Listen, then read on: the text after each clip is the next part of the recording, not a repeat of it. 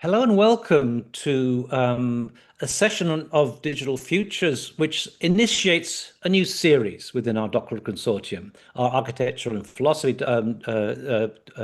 series within the Doctoral Consortium, and that is we're calling it Crisis. What crisis? About the supposed crisis in architectural theory. This is going to be a series that's going to span over at least 2 years. We're hoping to put together the contributions as an edited collection. And we're hoping to include some luminaries like Peter Eisman, who said he was willing to do it, because it's yet to pin down on an event. Um, and But I think this is an important question to be raised. Today, I'm delighted to have as my co-presenter, Jonathan Hale. Jonathan Hale has just retired from the University of Nottingham, where I myself used to teach, and much of my presentation today is going to be based on the material that I was working on when I was at the University of Nottingham. Jonathan uh, has contributed to Digital Futures in the past. He gave us an amazing lecture on Maurice Merleau-Ponty. He's been teaching theory and also design at the University of Nottingham. And he keeps very quiet about this, but Jonathan actually is an RIBA silver medalist. In other words, when he was a student, he won the prize for best designer in the entire country. Quite an honor. He was studying at the University of Bath. Anyway, so what I want to do today is I'm making a presentation, but I want to just kind of set the scene in some senses for the debates as a whole. And this is a very personal take on things, but I think it maybe is something to which other people could relate in certain ways. I was a student myself at the University of Cambridge at a particular moment when theory, I think, was in its ascendancy. We had two individual figures there, Joseph Rickwert and Dalibor Vasley, and they'd just come from the University of Essex in Colchester. Although they never had held their sessions in Essex, they held them in the Soane Museum in London, and they had been responsible for a very enlightened master's program.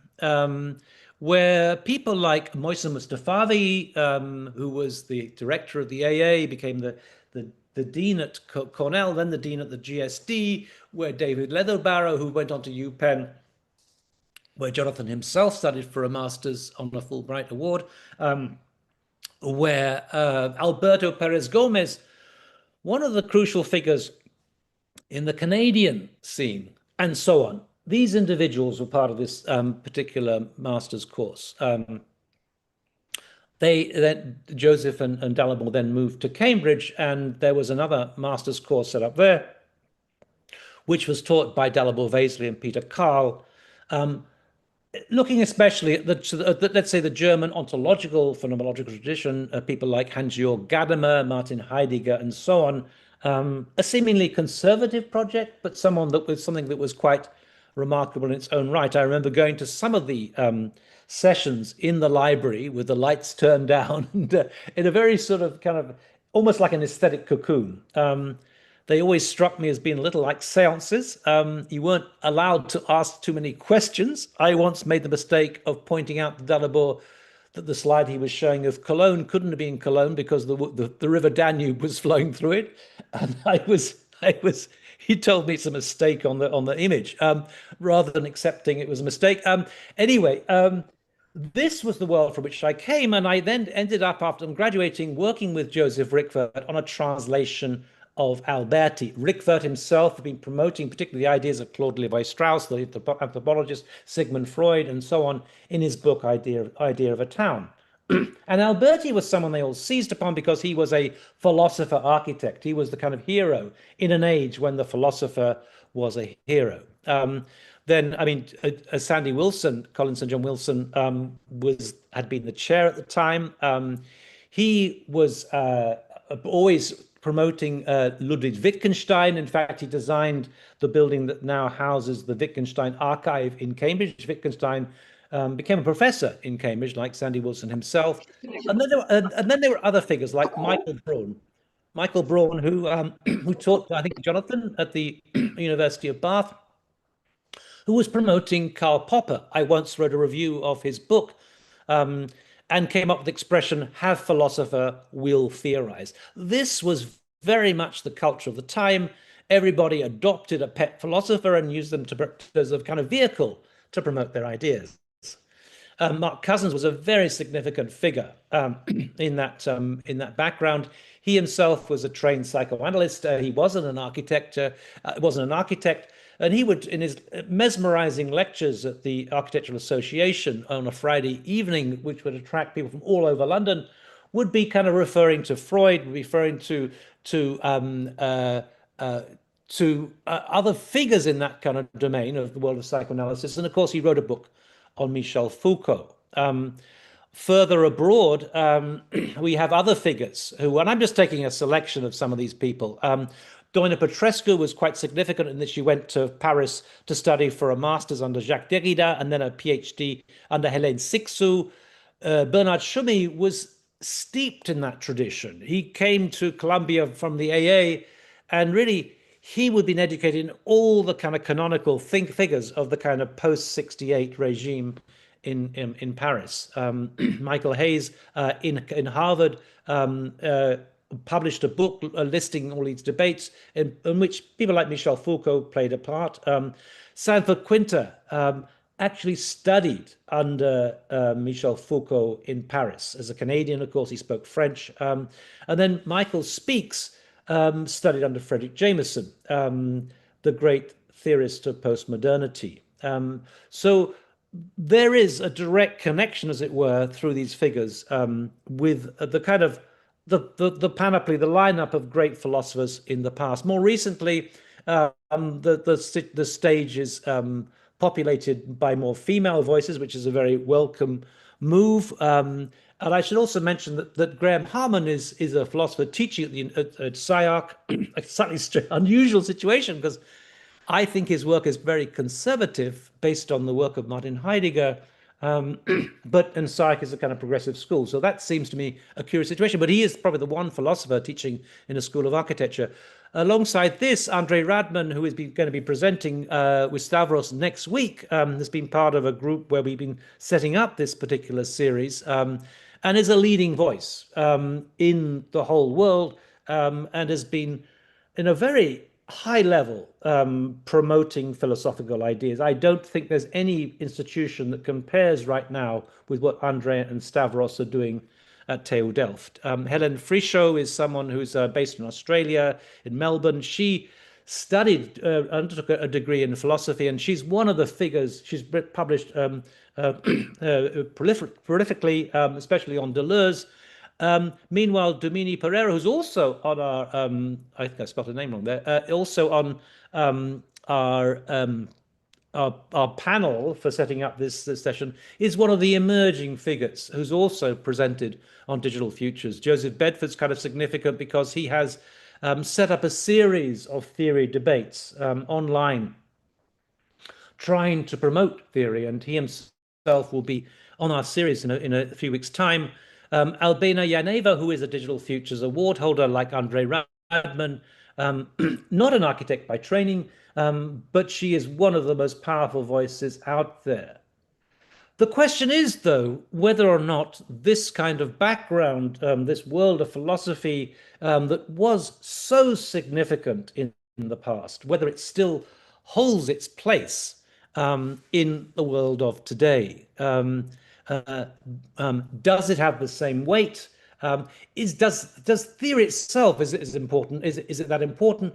And philosophy in particular as a part of that particular constellation of ideas. That is the question that we're basically asking in this series. Let me simply sort of say that all of this is against the backdrop of what I think to be, in some ways, the most concerning aspect of architectural history, postmodernity as the era, and postmodernism as the aesthetic reflex of that particular era, of which the conservative version of the postmodernism of reaction, championed by Charles Jenks, was possibly the most obvious manifestation, but there's also a term, a postmodernism of resistance, which is about modernity being continued. And that's another side of things. But this particular aspect, which, for myself as a student at the University of Cambridge, was troubling. I'd signed up to talk about. I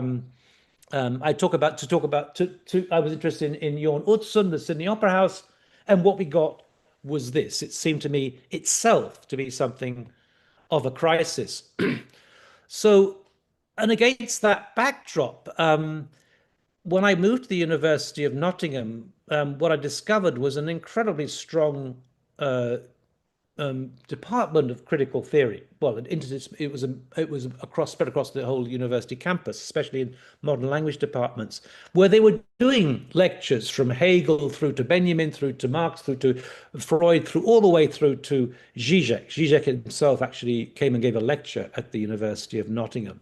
And I soon realized that every time I went to one of their sessions, that the relevance of this to architecture became very, very clear. I set up a master's course in at the University of Nottingham, where some figures who are quite significant now, like Katie Lloyd-Thomas, who's now at the University of Newcastle, whose grandfather was actually a professor of philosophy at the University of Oxford.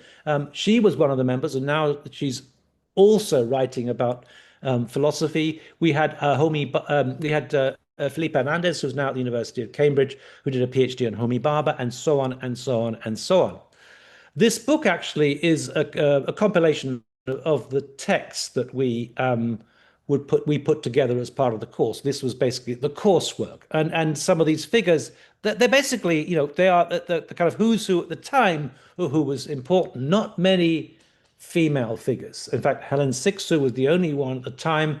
It was almost like as though the male ego would not prevent other men from male voices from speaking about architecture, but female voices were more reticent. But here we have on the top left-hand side, we have Michel Foucault, we have Walter Benjamin, we have Gilles Deleuze, we have Jacques Derrida, we have Roland Barthes, we have Helen Sixu, we have Theodore Adorno, I think this is Henri Lefebvre, we have Martin Heidegger, we have and we have Jean Baudrillard. These were just some of the people that went into the book Rethinking Architecture that sold incredibly well. It was very much the flavor of the month. These were the kind of debates that were so popular.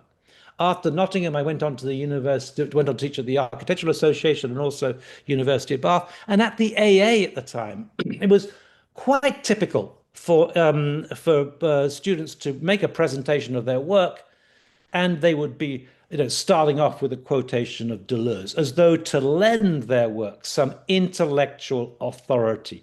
These were the figures who were cited at the time, and philosophy was sexy. There's no question about it. At the time, it was really in the ascendancy.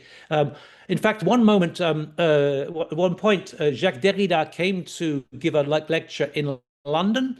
They actually held it at the RIBA because it was the largest space in which that could be rented. It was not about architecture, but what was significant is that the tickets for this event sold out in 24 hours. It was like we had Pavarotti singing in the park in Hyde Park. Tickets would fly out for that, and Derrida also. It was a moment when philosophy was held in high regard. And in some senses, somewhat disturbingly, my book was part of that in some senses. I heard from colleagues in Turkey that that a lot of female students were super interested in architectural theory, in this kind of philosophy, and for the female students, if they wanted to go and shut up an architecture student, they had to be able to quote Foucault, Derrida, and Deleuze in the same sentence. So apparently, rethinking architecture was very popular in Turkey. So I want to. That was a kind of background, which in some sense is a very personal background, but also a background for the whole course in some senses. About the question then is to be raised, well, what has happened to architectural theory, and especially what has happened to the status of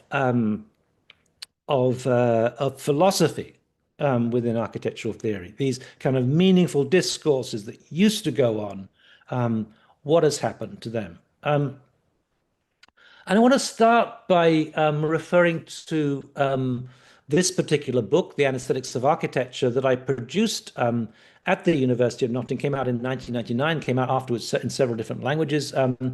And it was a polemical book. It was a polemical book that was attacking the superficiality of postmodernity, of postmodernism, of the reproduction of superficial images, the proliferation of these images, and arguing that basically this emphasis on aesthetics was effectively anesthetizing architecture. In other words, in a paradoxical way, the aesthetic realm was becoming an anesthetic realm, a bit like going to the dentist. You would be numbed by this proliferation. Your teeth would be numbed. So too, you would be numbed by this proliferation of images.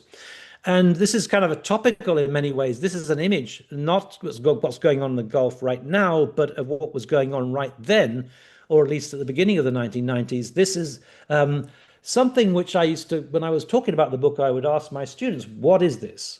Is this July the 4th? Is it the 1st of January? Is it of Guy Fawkes Night? No, what is this? What is this event? And everyone would think would assume it was a fireworks display, but actually this was the first night of activities in the first Gulf War. What appears to be fireworks is effectively the weaponry of war, the tools of war, missiles, anti-aircraft fire, bombs, so on and so on and so on, easily confused in some way. And we see this today. Absolutely, the last week or so, we have been seeing images like this that people have mistaken for fireworks. And on occasion, they've produced AI-based sort of videos which have fireworks and so on. I even came across a warning, this is not a fireworks display, this is dangerous, this is the missiles of war.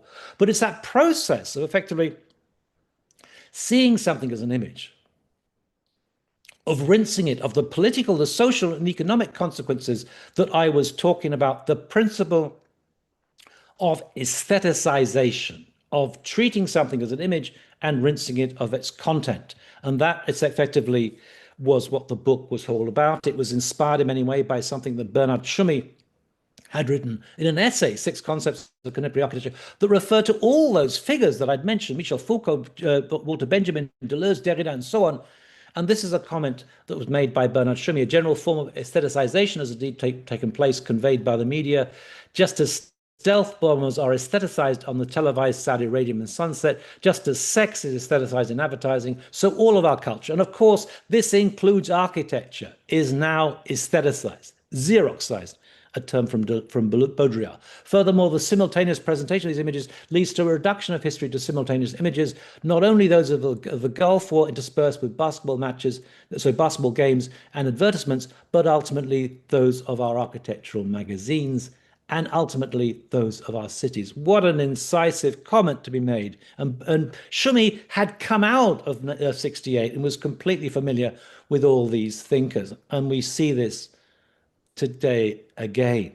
The figure then I want to sort of talk about, and I'm just going to sketch out a little overview of him and try and unpick, and what I want to say in a very provocative way is that Baudrillard is one of the famous commentators about postmodernity, about postmodernism, the aesthetic reflex of postmodernity, and he's seen as a critic of this world. I want to be hugely provocative and say, well, hold on a second. Is he critiquing or is he part of this world? Postmodernism is known for co-opting all forms of resistance and making it part of it. And I want to open up the question as to whether he's not part of this world. The Baudrillard smoking a cigarette, and we have Guy Debord also smoking a cigarette. Baudrillard built upon Guy Debord's tradition. He was Guy Debord was an artist and a kind of a political commentator who wrote this astonishing book back in the late 60s, 67, I think it came out in French, the Society of the Spectacle. The Society of the Spectacle, where he's criticizing the way in which images, and especially the commodified image, advertising and so on, had taken over our world. And the first line of that book is hugely significant. It sums up the whole thing. The whole life of those societies in which modern conditions of production prevail presents itself as an immense accumulation of spectacles. That's not glasses, but images, spectacles in the French, spectacle. All that was once directly lived has become mere representation. All that was once directly lived has become mere representation. We're not interested in experience anymore. We're interested in the image. And this was a hugely powerful critique. I love my camera because I love to live. In the very early days of television, the very early days of advertising, he had recognized that the issue that was being raised, that our lives were being eclipsed by this world of the image. And in some senses, in a kind of very Marxist way, we were being alienated by our own selves by this world of the image. This was a rallying cry that led to ultimately a year later to the May 68 French student revolt in the streets of France that almost became a kind of revolution in the world of France that led to certainly the toppling of the government, and as a watershed moment in terms of French intellectual history. It was out of May 68 that figures like Michel Foucault, Deleuze, and Derrida really emerged, and said Helen Sixer as well, and also and a series of other figures like Julia Kristeva and so on. Under the pavias is the beach, one of the great slogans of the time. And we can see a legacy of this in Barbara Kruger's work more recently, I Shop, Therefore I Am, and this kind of obsession with the kind of dreamscape of advertising and the kind of branding. It wasn't just the image, but the commodified image, and in a very commercial way, the branding of the image that we see so obviously in today's culture. This has its origins, or the critique of this has its origins in the work of May 68, a kind of fantasy culture, a kind of dream culture. You would buy a pair of Puma shoes and you could run like Usain Bolt. You'd buy a pair of I don't know, Adidas football shoes, football boots, and you would play football or soccer like David Beckham, and so on and so on. And of course, also an incredibly sexist domain whereby the female body was used to help sell a car. If you bought an Audi like these, you would imagine that maybe this model would get into the passenger seat with you because you were so sexy, so on and so on. And of course, Occupy Wall Street. These can all be seen as derivatives of this. It was against this highly critical culture in Paris, in France, that we should judge architectural culture, because at the same time, what we were getting in architecture was this kind of complacency, learning from Las Vegas. I mean, the most extraordinarily banal and empty publication, and yet continually being bought by students of architecture. And when you look at it kind of closely, this celebration of the advertising hoarding is exactly what was being critiqued by Guy Debord, especially the image that appears on the front cover. Tan Hawaiian with Tanya. What an incredibly sexist image to promote a book with, especially as Denise Scott Brown was one of the authors. This is what in my book Anesthetics I put up there. This is what feminists would make of these kind of sexist advertisements. So there was this incredibly complacent architectural culture articulated with this kind of architecture coming out of the same office, Venturi Scott Brown, a superficial veneer of architectural styles, kind of a collage of architectural styles coming together. And this is in London at the extension to the National Gallery. And then in a very kind of ironic way, the structural forms here, and we can see these kind of, they look like references to the kind of Victorian railway architecture. But when you look at them, you see they're positioned right over a lintel of a window. These are not structural forms at all. They're simply there as decoration. They're not holding up the ceiling at all. And they're there as decoration, a kind of a manifestation of the superficiality of postmodern architecture. Meanwhile, alongside this, we have people like Bernard Tschumi, who are far more radical, who are looking not towards this world of the image, but the opposite, to the work of Henri Lefebvre, who's interested in countering that oculocentric view and talking about experiences of all the senses. Throughout, you see in his work, you see references to the event space. And indeed, in his books, the event space, the event is something that emerges spontaneously in the sense that May 68 was the ultimate event. It's coming out of the French Marxist ontological tradition. And now this is where I work in the FIU, designed by Bernard Schumi, and it's not being populated now. But what happens is these gantries, these staircases, are essentially what he's talking about. This is where the actual events take place. You bump into other people. That's where the conversations start, and that's what the space is like. It's meant to be there to be enlivened by students.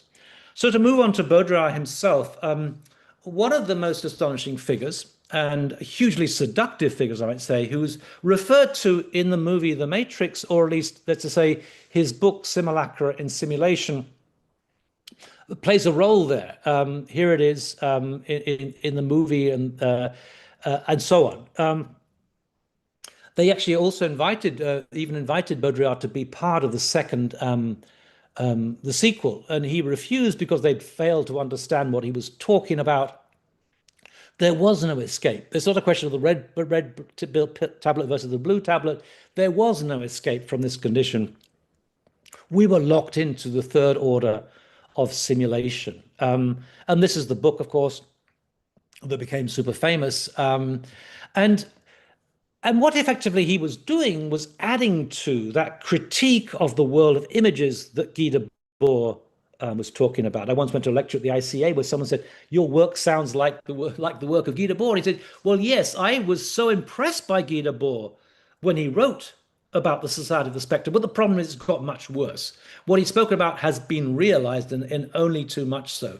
So what Baudrillard was talking about was another situation, another step beyond the Society of the Spectacle, where the image had become our own reality. The image had become our own reality. And we refer to this as hyperreality. That's not to say hyperrealistic, but rather a condition in which our world is dominated by images that have been detached from any reference in the real world. It's a world of images in which we operate. And he uses the example of Disneyland to illustrate the problem of what had happened. Disneyland purports to be an imaginary kingdom set aside from the world outside. In fact, and as such, it becomes a prop to the world outside. It makes us believe that the world outside is real, whereas Disneyland is imaginary. In fact, the world outside is hyperreal, and Disneyland is not imaginary. It's precisely a condensation of all the values of America. And by extension, the world outside is exactly the same. And we could argue, this is what I do in anesthetics, we argue, well, actually, and the corollary of this is not only is Disneyland precisely part of the world outside, but the world outside is dominated by the values of Disneyland. In other words, theming and role playing have become everywhere apparent in our lives. So this advertisement of which at the time, which you can see Concorde at the top there, it's an old-fashioned one. But you can look at it and you say, this is absurd. You know, Euro Disney is presented with the equal status of all these chateaux in France and the Eiffel Tower and the Arc de Triomphe and Notre Dame.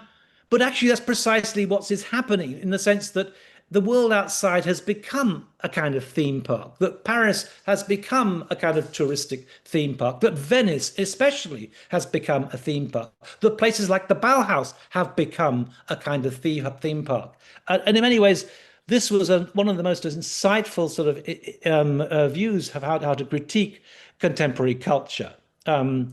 Let me skip over that. In this perfect crime of the 20th century, according to Baudrillard, reality itself had been stolen. Reality itself had been stolen. That was the perfect crime. And this in this particular critique that somehow echoes exactly what is going on right now.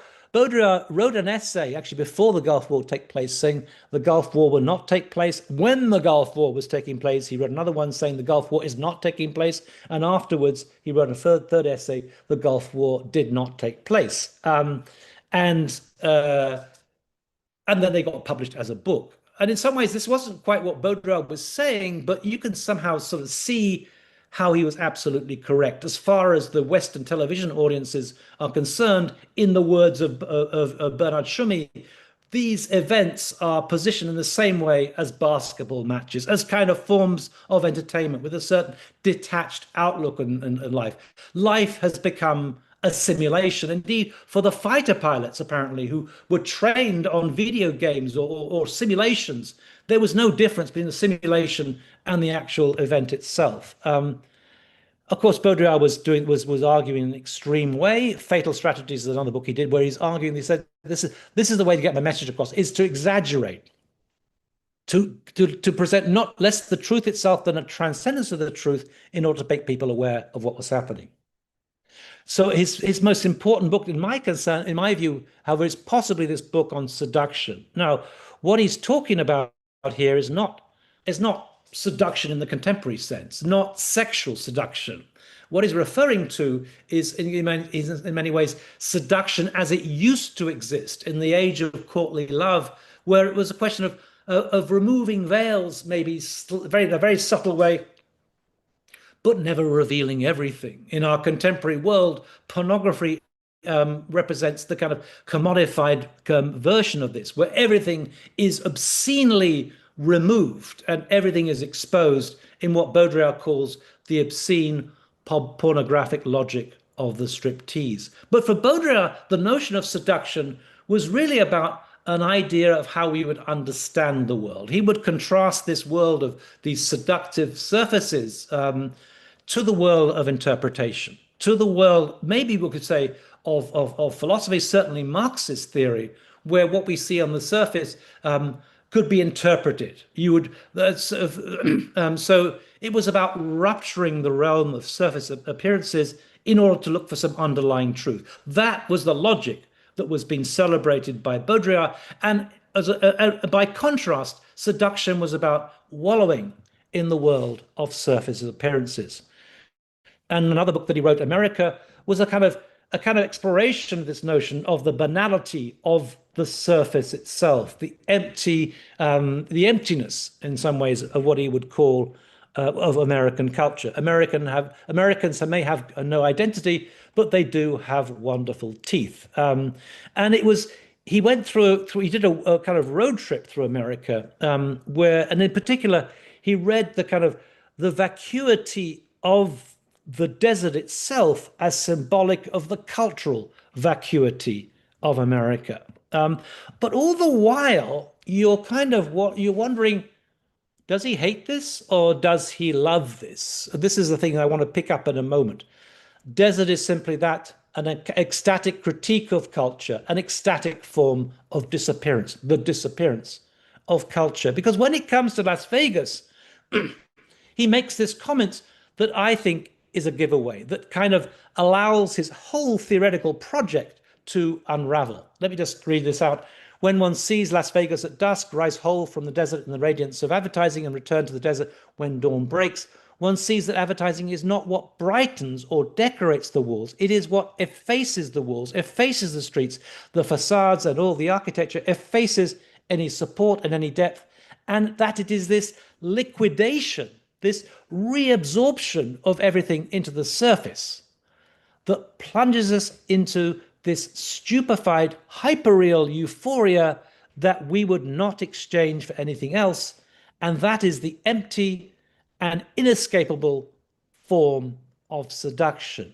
Let me read that final section again. That plunges us into this stupefied, hyperreal euphoria that we would not exchange for anything else. And that is the empty and inescapable form of seduction. We would not exchange for anything else. He's been quite explicit. In this sense, I think he's revealing really what lies behind the work of Baudrillard himself. In other words, you're left with this question: is he critiquing this superficial culture of the surface, or is he endorsing it? Is he critiquing postmodernity and postmodernism as the aesthetic reflex of postmodernity, or is he actually fascinated by this culture?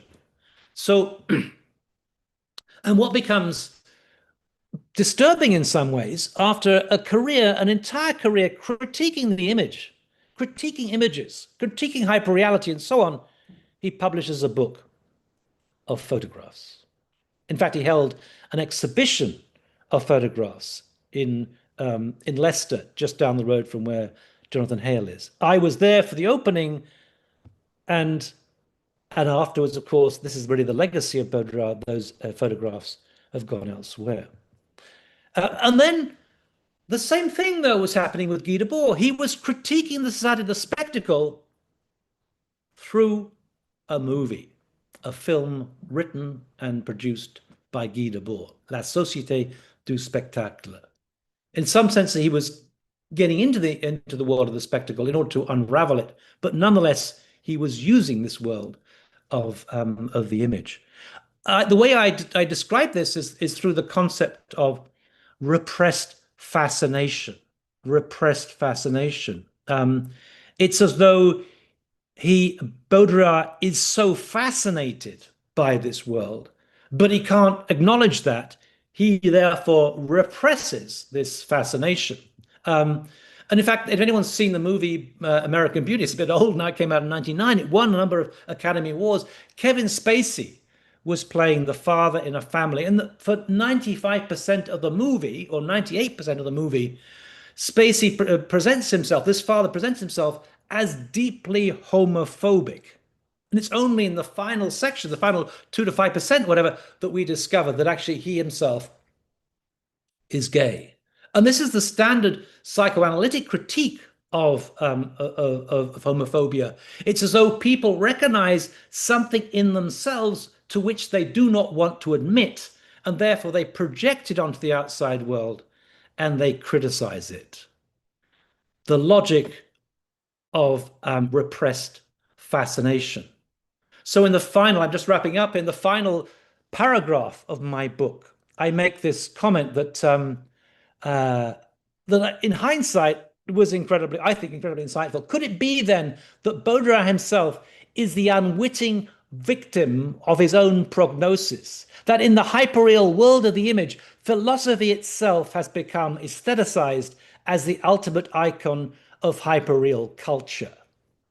More especially within an architectural culture of depthless, seductive images and shimmering effects, philosophy always threatens to be appropriated as an intellectual veneer, a surface gloss. In such a context, what is philosophy but a mere fashion accessory?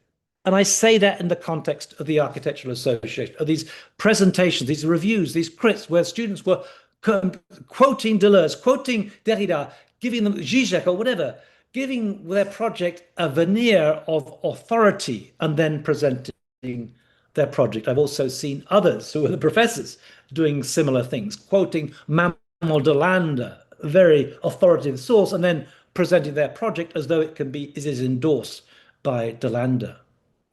This was a kind of throwaway comment that I put at the end of the book, and I've not really spoken about it until now, but this is the point that I want to make. If in Turkey they were buying this book so the male students could shut up the female students because philosophy was so trendy, why was this book selling so well? Was this a critique of the banality of postmodernism, or was it riding on the back of postmodernism? Was it, far from being a critique of postmodernism, was it not, in some senses, a critique, a symptom of postmodernism? So I'm going to unshare now. So I've taken longer than I thought I was going to take, but it's against that backdrop that that I want to present this whole series. Now, what is the status of philosophy? And I'm being particularly mischievous in that presentation, arguing that maybe the problem was it was simply philosophy was seen as a kind of intellectual veneer in those days, but what is the status now? So I want to invite Jonathan Hale, who actually joined me at the University of Nottingham and subsequently wrote a book called Rethinking Technology. And I have to assume that that title owes something to the title of Rethinking Architecture. So Jonathan, it's fabulous to have you here. Jonathan is now retired, and he has this kind of luxurious life of doing what he wants to do. So thank you, Jonathan, for coming to join us today, especially when you're retired and don't have to do this kind of thing. It's great to see you again. That's fine. No, thank you, Neil. Thank you for the invitation. Let's see if I can pull up my slides. Does that look like it's a PowerPoint window? Yes, we just need to put full screen. Hope so. Great. Okay. Right. Well, thank you. Yes, thank you, Neil. I mean, it's great to sort of cross paths again and renew our debates, you could say, from way back in the early 2000s. I mean, I have to say, I probably wouldn't have ended up at Nottingham, and once I got there, I of course never left. I wouldn't have done that, I'm sure, if it wasn't for Neil being there and what Neil was doing there in relation to what he's just talked about there, particularly this sort of body of theory that he was assembling and the whole event, if you like, that he was creating there around that work.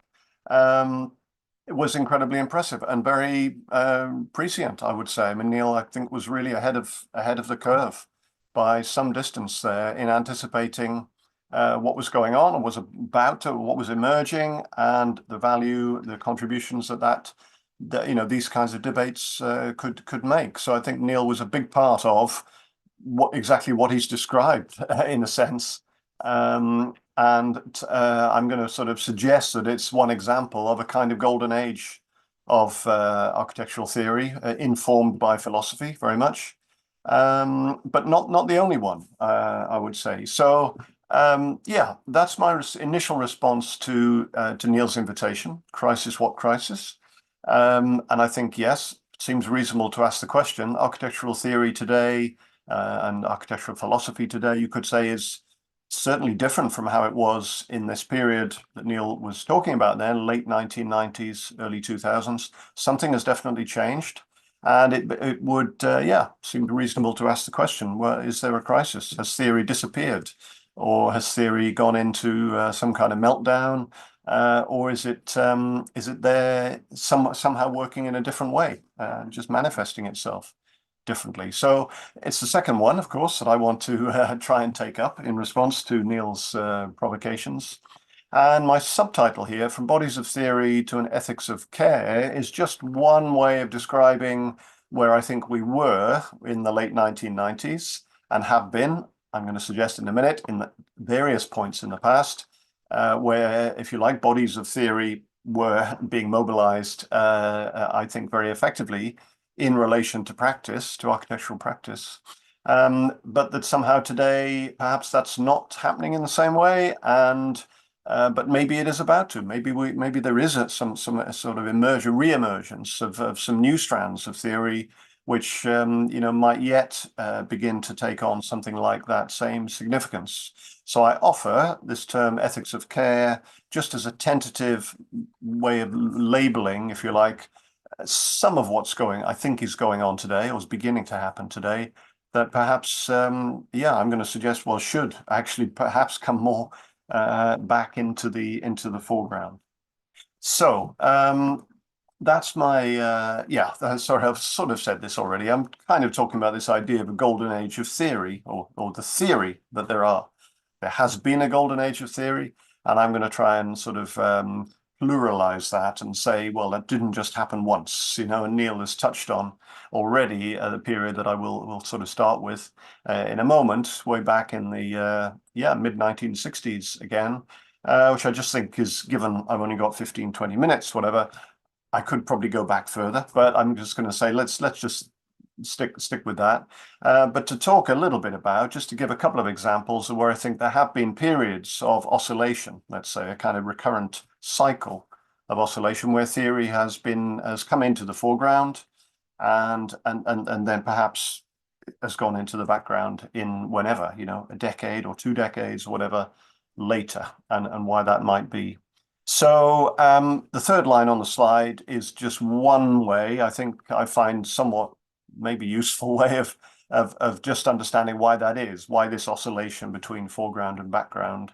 One way of explaining that could be that theory as interpretation, if you like, theory as a, architectural history in theory as an interpretive discourse or a set of debates about how we interpret and talk about and understand architecture, at various points, sometimes then turns into some kind of generative theory, or seems to take on the capacity or the capacity emerges for it to actually direct or steer the way practice is moving, rather than simply reflect on practice, from a distance, but to actually become tools for innovation in practice. And that, I think, does characterize very much the kind of the 2 or 3 periods I'll just briefly touch on. This is the first one, and Neil has obviously kind of been looking at, has talked about this already. I'm going to just look at it from a slightly sideways angle. I think I always start with this period because I think it's really interesting in relation to the sort of modernism versus postmodernism kind of debate. How did that happen? Where did postmodernism appear, if you like, initially? So I'd like to situate it in relation to what was going on in Europe in the mid-1960s in relation to modernist theory, you could say, or modernist practice, what had become the kind of mainstream, the kind of dogmatic kind of modernist, if you like, more or less formulaic kind of application of broadly modernist principles, which were being applied, say, in this 20 years since the end of the Second World War.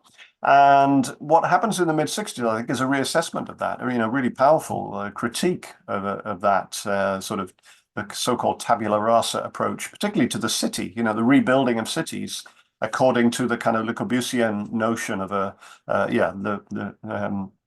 idea of bulldozing half of Paris in order to create some whole new way of building cities. And thankfully, that didn't happen, or at least not quite to that extent, although a lot of European cities obviously needed substantial rebuilding after the damage of the Second World War.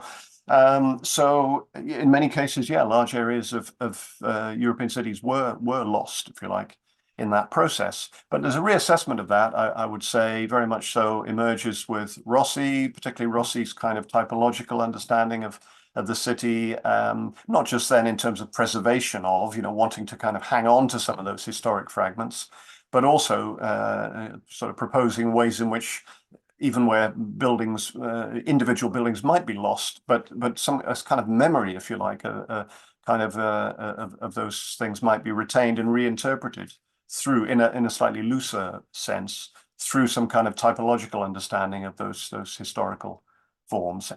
Now, Venturi, I think, is an interesting character. Obviously, it's come up already, what Neil's talked about. Venturi had a scholarship to study in Rome for a couple of years in the 1950s, and I guess saw the situation that Rossi is talking about at first hand, and realized, or I guess began to realize quite how much was being lost in that kind of takeover or the triumph of that kind of modernist dogma. And then Colin Rowe, again, English, but working in America. So this does cross, obviously, cross the Atlantic between Europe and America. Also, suggesting something similar. So what I'm proposing here is that there's a set of ideas there that emerge in the mid-60s that generate what I've called here the conceptual resources, you could say, which then inspire developments in design practice over the following period of, say, 10 to 20 years. That something different begins to happen in that late 60s onward period. What I've suggested in this slide is that, particularly in the UK context, I think is probably the most obvious place where you see this, is that critique tends to harden almost into a kind of style war, really, by the early 1980s especially, but probably mid to late 70s onwards.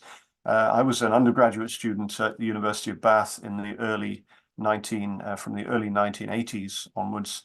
And it's very much, modernism had morphed somewhat, or reduced, let's say, its scope to something that was incredibly pragmatic, very technology-driven, almost scientific, and the kind of educational implications of that.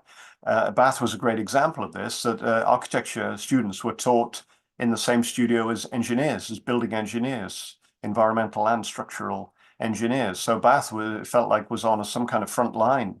And again, a little bit ahead of the curve in terms of that relationship, very tight relationship between architecture and technology. So my outlook initially very much dominated by that. But then at the same time, we were sort of looking across drawing boards or across to other schools of architecture and thinking they don't seem very interested in technology or engineering or whatever. They're having fun with architectural history now as a design generator, if you like, not just writing about things that have happened in the past, but trying to rebuild, if you like, some of those ways of working, which is very much what Venturi was proposing. Again, in the UK context, that was taken on, there was a kind of ideological version of postmodernism, which was trying to draw more directly on some kind of classical revival, neoclassical revivalist approach, looking for some kind of authenticity, which apparently postmodernism for them, Venturi and others, didn't seem to have.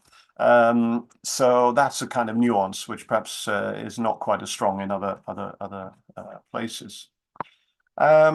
Now, what I've asked here, the question I've put here is where philosophy fits in, or particularly where there's sort of schools, what I like to think of as the three main schools of 20th century philosophy. How do they fit into the arguments and debates that were going on here in the 1980s? And I think I draw this from a book, a collection of texts, somewhat reminiscent of Neil's collection from the late 90s, Rethinking Architecture, but edited by a philosopher, Irish philosopher Richard Kearney, which I think is called Modern Movements in European Philosophy. And it's structured under three headings. It has three sets of original texts, of readings, if you like. It's a reader for philosophy and critical theory courses. Under these three headings: phenomenology first, historically, then structuralism, then critical theory. Now, what I would suggest is that the first two of those, I'm going to come back to critical theory in a few minutes, but phenomenology, structuralism, I think kind of map onto very roughly this high-tech, technology-driven and versus this kind of neo or postmodern classicist approach, on the basis that structuralism, of course, encourages to think in terms of symbolic and linguistic systems of communication, where it's the message, if you like, what buildings are referring to, or what objects are referring to, what do they represent, that seems to take over. That was a theme, obviously, Neil really focused on in the second part of his talk today. I want to question that opposition, so maybe we'll come back and have a bit of a discussion about that in the questions. But I think that's a difficult place to start, or it's a difficult place to go on from once you set up a kind of opposition between, say, objects or things in themselves and images or the things that they point towards. So I think that needs a little bit of nuancing. I think that opposition. I don't really need, I'm repeating one of Neil's slides here, but only for the sake of putting, if you don't know these buildings from the 1980s that some of us happen to grow up with, if you like, they're just two iconic examples of high-tech architecture on the left, the notion of building as a machine, very much the modernist, an interpretation of one strand of modernism, kind of futuristic strand, you could say, of modernist architecture, versus Michael Graves as one example of a kind of dematerialization, I suppose, is one of the almost symptoms of this approach. And I think we see that very much again, of course, in Venturi and what Venturi was celebrating about Las Vegas, which I think there is something there to save. I wouldn't throw the whole Las Vegas thing out with the bathwater. Personally, again, I think there's probably a bit of nuance to be had in that debate. So just to come back to another take on this idea of the thing versus the representation, I've linked it here to the work of Heidegger, of course, and I call this Heidegger 1.0. So there's a clue there as to what I'm going to do in the next couple of slides. But part of this debate, phenomenology versus structuralism, again, I think that, within Heidegger, there are sort of resources there that we can build, or what was then drawn from Heidegger in architecture, a kind of overly conservative, overly nostalgic notion of dwelling and attachment to the land and the soil and all those things. But also, particularly in Heidegger's later work, where he focuses more on language, the idea that there is something that exists before any of us individually attempt to use language. There is this kind of social, if you like, broader kind of context, and that we think we're in control of language. As Heidegger famously said, man thinks he's the master of language, but in fact, language may be the master of man, humanity, let's say. So there is a kind of structuralist element, you could almost argue, within Heidegger. Now, what someone like Kenneth Frampton draws from this is an interesting, again, debate about how we think about the relationship between things in themselves and the things that they represent. And Heidegger and Frampton, in this essay, The Case for the Tectonic, uses these two terms, the ontological and the representational. On the one hand, suggesting that buildings can just be themselves only and not express anything. And on the other, that the buildings can just point towards something else and not be anything in themselves. Already you can see, okay, I'm caricaturing Frampton's formulation there, but I think it's problematic because, again, it polarizes, I think, in a way that's not that helpful. So we kind of struggle to get out of that. Once we've decided there's a fundamental difference between these two things, then I think we're in some kind of difficulty. And I'm always looking for ways to try and find a way out of that by going back, if you like. Let's take a couple of steps back and not make that fundamental polarization, and because maybe that's the wrong place to begin. I mentioned a couple of thinkers here. Neil mentioned Peter Carl, who of course was teaching at Cambridge, worked for a while in the office of Michael Graves and had a big influence on Graves, on the emergence or almost transition of Graves from the 1960s. Michael Graves' work was very much in the kind of modernist language. He was doing, white geometric boxes. And Peter Carl sort of, I think, was kind of sitting on a desk in the corner showing history books to Michael Graves and saying, have you thought about doing something that's got a few more curves in it or something, or maybe even uses color? And so on. Charles Moore, I think, also another interesting character, has been written about recently. I think Joseph Bedford, who's speaking in this series, might talk about him. Perhaps I've heard him mention this before, but Charles Moore also often, of course, referred to as a postmodernist, very much in this camp of the apparently superficial graphic image. But Charles Moore is also one of those points of transition from phenomenology as a philosophy into architecture, one of the kind of early proponents of a phenomenological understanding of the building as a sensory experience, an embodied, material entity, and a source, of course, of sensory experience. So that I think they're both, Peter Carl and Charles Moore, interesting crossover points that help us, I think anyway, help us kind of understand this, get away from this problem of the polarity apparent between those two positions. Now, a third way, which is certainly what's proposed, or what was earlier proposed, I would say, by Kenneth Frampton before that essay on the tectonic, of course, is in so-called critical regionalism, which again now should be seen very much in a historical kind of bracket from probably the early 1970s onwards. But again, by the time I was a student, by the mid-80s, this had already become somewhat banal, somewhat, again, of a kind of dogma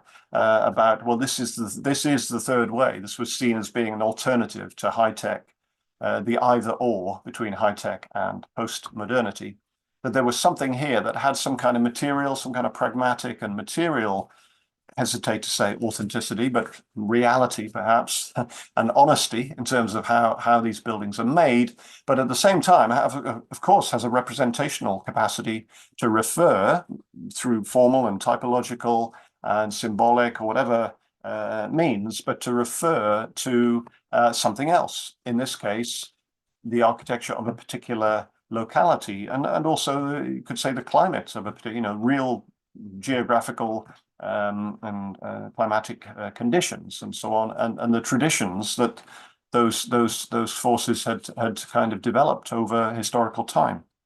So there is something there which I think is kind of, again, worth looking back at, even though there are problematic elements in this whole approach.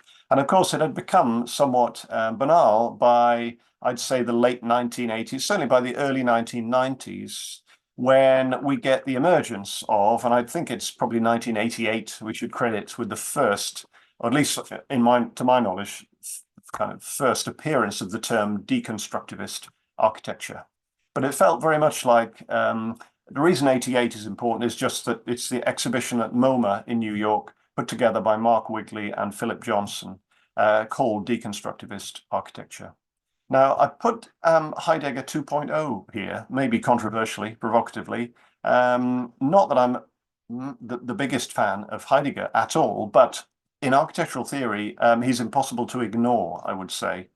Again, while problematic, I think, yeah, good to continue to just remind ourselves, okay, where did Heidegger appear? Why does he keep reappearing in these debates? I think the polarization here comes. I've put phenomenology opposite post-structuralism in this one because I think there is a shift here.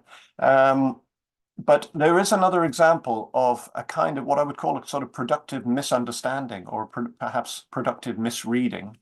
Somewhat similar, I didn't mention it a minute ago, but when I talked about postmodernism or used the term postmodernism, embedded in that in architecture, I think is another kind of misreading, because postmodernism in philosophy and in cultural theory more broadly means something quite different from what postmodernism ended up meaning in architecture. So I think that's interesting. And that misreading or the slippage, I think, conflation of two things that really are not equivalent, nonetheless had, some real productive force, I would say. I think the same thing happens here with deconstructivism in architecture. If you look at the term itself, you can probably see how, straightforwardly, it's some kind of conflation of two terms. Deconstruction, which is a particular philosophical approach, promoted, of course, by Jacques Derrida, most famously, that Neil's already mentioned, and Russian constructivism. So it shouldn't really be a versus there. They're not two oppositional things. It should be a plus, really. What Johnson and Wigley did in just coining the term deconstructivist architecture was just put these two things together. Now, you could argue, well, okay, what's going on here is, an aesthetic in search of a philosophy, perhaps, a Russian constructivist revival, looking for some intellectual grounding. But equally, you could argue in architecture, it's a philosophical debate or a philosophical set of conceptual, principles or methods in search of an aesthetic, in search of a way of building. How can we sort of use this architecturally? What could this mean in terms of building forms? And then a kind of almost random, like, oh, well, it sounds a bit like constructivism. Maybe we could use that. And of course, in the term, the green text underneath that, and constructivism seems to offer superficially some kind of aesthetic of disruption or transgression. And that loosely seemed to fit kind of things that Derrida, Foucault, and Deleuze I put in there as kind of, well, sort of underneath, but really mainly Derrida. And so those things end up being conflated. And you could say, well, yeah, there's no real logic to that, but it did take on, of course, incredible generative capacity. So these go from being, if you like, or the tools of deconstruction go from being interpretive tools, mainly tools of analysis and critique, into tools for design through this kind of odd marriage with the language of Russian constructivist architecture. Now, the reason I said Heidegger 2.0, I meant to pick that up, the yellow text here, in brackets here, I've said, even within Being and Time, Heidegger's major work, I want, again, to propose somewhat provocatively that there is in there some germ of an idea about a kind of post-humanist understanding of being, let's say. Something which takes us beyond the individual subject or beyond subjectivity in a way. And I think that's something that perhaps comes up more strongly in the philosophy of Merleau-Ponty, which is why I've spent so much of my own time working on Merleau-Ponty rather than Heidegger. But I think there is something there which perhaps inspired Merleau-Ponty, but is very easily forgotten, I think, or was forgotten by those architectural theorists and writers who were drawing on Heidegger, looking again for something that could be straightforwardly applied in practice. So Heidegger's essay, of course, famously Building Dwelling Thinking, is much easier, I think, to misread again and apply to a very conservative, traditionalist, humanist kind of understanding of the human subject rooted in a place and so on. And we know there's a long history there, the problems that arise from that. What I think happens then is that there's a certain amount of kind of success, you could say. Those tools are applied quite effectively in developing a kind of language, the so-called deconstructivist architectural language. But by the early 2000s, I think something really interesting starts to happen, which is that the theory begins to fall into the background. As Neil was describing, any student standing up in the late 1990s presenting a project had to provide a quote from Derrida or Deleuze or whatever. There had to be some philosophical underpinning, otherwise, the project couldn't really be worth talking about. But by the early 2000s, it felt as though somehow that fizzled out. That energy disappeared, or that urgency, to engage with philosophy and theory disappeared, and it felt as though it was overtaken by developments in technology again. But this time, not so much the technology of building in the way that we saw with high-tech architecture, but now the technology of design. Literally, the digital, the tools that the designers are beginning to adopt, drawing on, of course, the new software technologies.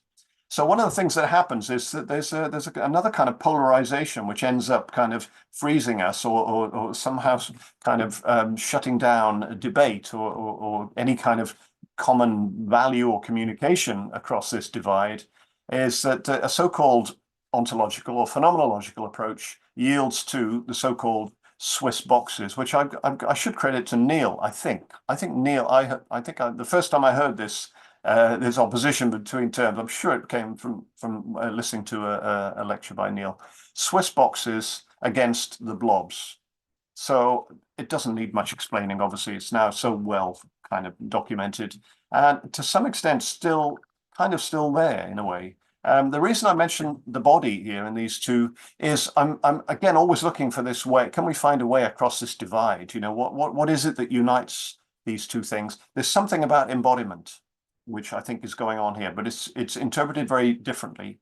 I think with the case of the Swiss boxes and the Zumthor, Herzog de Meuron, and so on, there's a notion of the building as a body in a way, that the building has some kind of equivalence to the human body, or it's in some kind of continuous relationship. It's kind of an extension of the body, or in the way they talk about tectonics and materiality and the kind of visibility of construction, the processes of construction.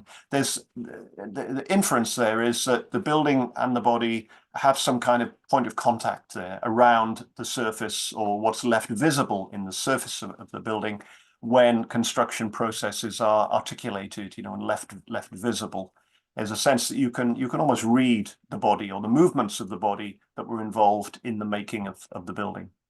Now, on the other side, when it comes to the blobs, I'd say, well, the body's still there. It hasn't gone away, despite all the rhetoric about virtual reality and immateriality of the digital realm. I want always to argue that that's an intellectual exaggeration again, and a construction which is not really true. I mean, I'd say the body never disappears from these things, and even digital phenomena have a material presence. Those things are materially instantiated, even if it's in software code, like language. However we describe whatever tools we use to describe something, whether it's talking about an object or coding it in digital form, that medium, if you like, is a material thing, and we should keep reminding ourselves of that. But what I mean by the building designed by a body, I suppose, is a reference to the idea of software. And when it's working well, I think, when the interface is smooth and intuitive, like when we're using the Apple interface on the iPhone, there's a sense of a kind of, again, an extension of the body into the digital realm through the way in which we can interact somewhat seamlessly. It's never seamless, of course, but somewhat intuitively. And so you could argue here that the software tools, once someone's familiar with the software program and they've gone through the process of becoming, if you like, reasonably skilled in using those tools, like with any traditional tools, Heidegger's famous example of using a hammer. Once you've gained after a bit of practice, and you can wield this tool reasonably effectively, the tool itself begins to disappear and you experience the task that you're undertaking. So that the keyboard and the mouse and the screen don't become a barrier. They don't continue, if you like, to feel like a barrier into the digital world. They facilitate access to it, and we can manipulate objects, if you like, behind the scroll, within the screen, just like we would pick up a mug of tea, or whatever it is, engage with objects in the physical realm as well. So the body is still there. I think that's important. Now, I've got another example here, and again, I think Neil touched very briefly on Graham Harman. I'm just trying to sort of bring this up to date in a way, or trying to say, well, where are we today? I would say, again, provocatively, perhaps the emergence of so-called object-oriented ontology constitutes another, the emergence of that and its proliferation in architecture might be said to be another example of what I've called a productive misreading. Because I think the initial conflation comes about because of the term object-oriented programming. Again, Neil, you might correct me on this. You're much more versed in the whole digital tectonics world than I am, but it feels to me as though there's a kind of, again, a sort of basic excuse to put these two things together, object-oriented philosophy and some set of tools for making architecture, object-oriented programming, even though they don't really have any necessary connection. I can't really see any obvious reason why they should be brought together. But anyway, here they are, or they have been now for a few years. And again, they seem to have taken on a productive or a generative capacity. So, you know, this misreading, again, seems to be taking on a kind of life of its own, perhaps. Now, what I think is happening right now, of course, this is now much more recent, is, of course, what's suddenly able to be done now through artificial intelligence in architecture. And again, of course, Neil has written a lot about this very recently. Another example of Neil's being right on the head of the curve. But it's, of course, in a way, beginning to kind of take over how architects are working, you know, what architects are actually doing. But is that necessarily a good thing, or is that being done in the most productive way, or in the most, in the most positive way? Do we need, you know, to kind of step back a minute, take stock, and think, is this the way we want to go? You know, do we want practice to be so wedded to these particular tools? Is there a role for theory? Can we think of, you know, are there some new tools for a kind of a new critical theory to help us respond to this crisis? Now, I don't just mean artificial intelligence generating crisis, because of course there are other things going on in the world. And I've put three of them here because I think these are three, if you like, areas of, to some extent, all kind of existential threats. So the first one, of course, has been around for a long time, at least since the early 1960s, since we began to be aware of so-called global warming and climate change, environmental degradation. We have not been very good at dealing with this at all, really. It's come very slowly and painfully into architecture. But it seems to lack, again, some kind of theoretical, I don't know, as it doesn't really show up within, or hasn't yet shown up really within debates in architectural theory. Social fragmentation, I've called this perhaps partly, you know, these things are influencing across this diagram, I think, as well. So I think some of this, the social kind of polarization that we see or have been seeing in society is partly coming about through environmental pressures, you know, the kind of them and us of those who have the resources can exploit them and those who are suffering from the exploitation or extraction of resources. And then the third term, the existential, what I've called here replication, is where AI, I think, comes in, perhaps, which is the existence or the continuing existence or not of the designer, the architect, as a human being, you know, the human designer. Because I know, of course, I'm sure we've all felt this sense of threat, if you like, will architects just disappear because technology, AI tools can design buildings much better without us?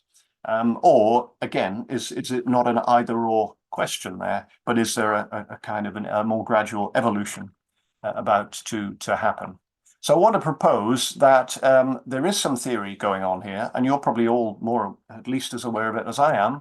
But my last slide, or maybe two, I forget if I've got another one after this. Again, to be provocative, I've said, oh, maybe there's a Heidegger 4.0 in what I called in my title slide, a new kind of ethics of care.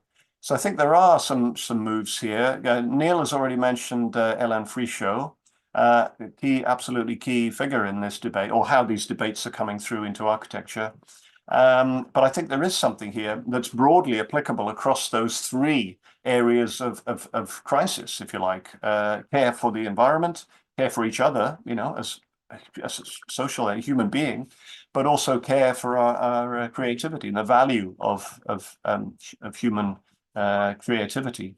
So it's not necessarily Heidegger 4.0. I'm going to say maybe this is Merleau-Ponty 2.0, something like that. But these are three female scholars, researcher scholars, who I just think, for me, just quickly, to sum this up in one slide, to try and not take too long over this, but yeah, I just put these three as examples. People I've been reading, and I think absolutely fascinating what they're doing in relation to perhaps a next, or at least I want to call it a kind of next phase of phenomenological thinking. Now, you may say maybe that's me just being nostalgic for phenomenology because I worked on Merleau-Ponty, but I still think there's some value in holding on to that term. And of course, it appears in one of these book titles as post-human feminist phenomenology.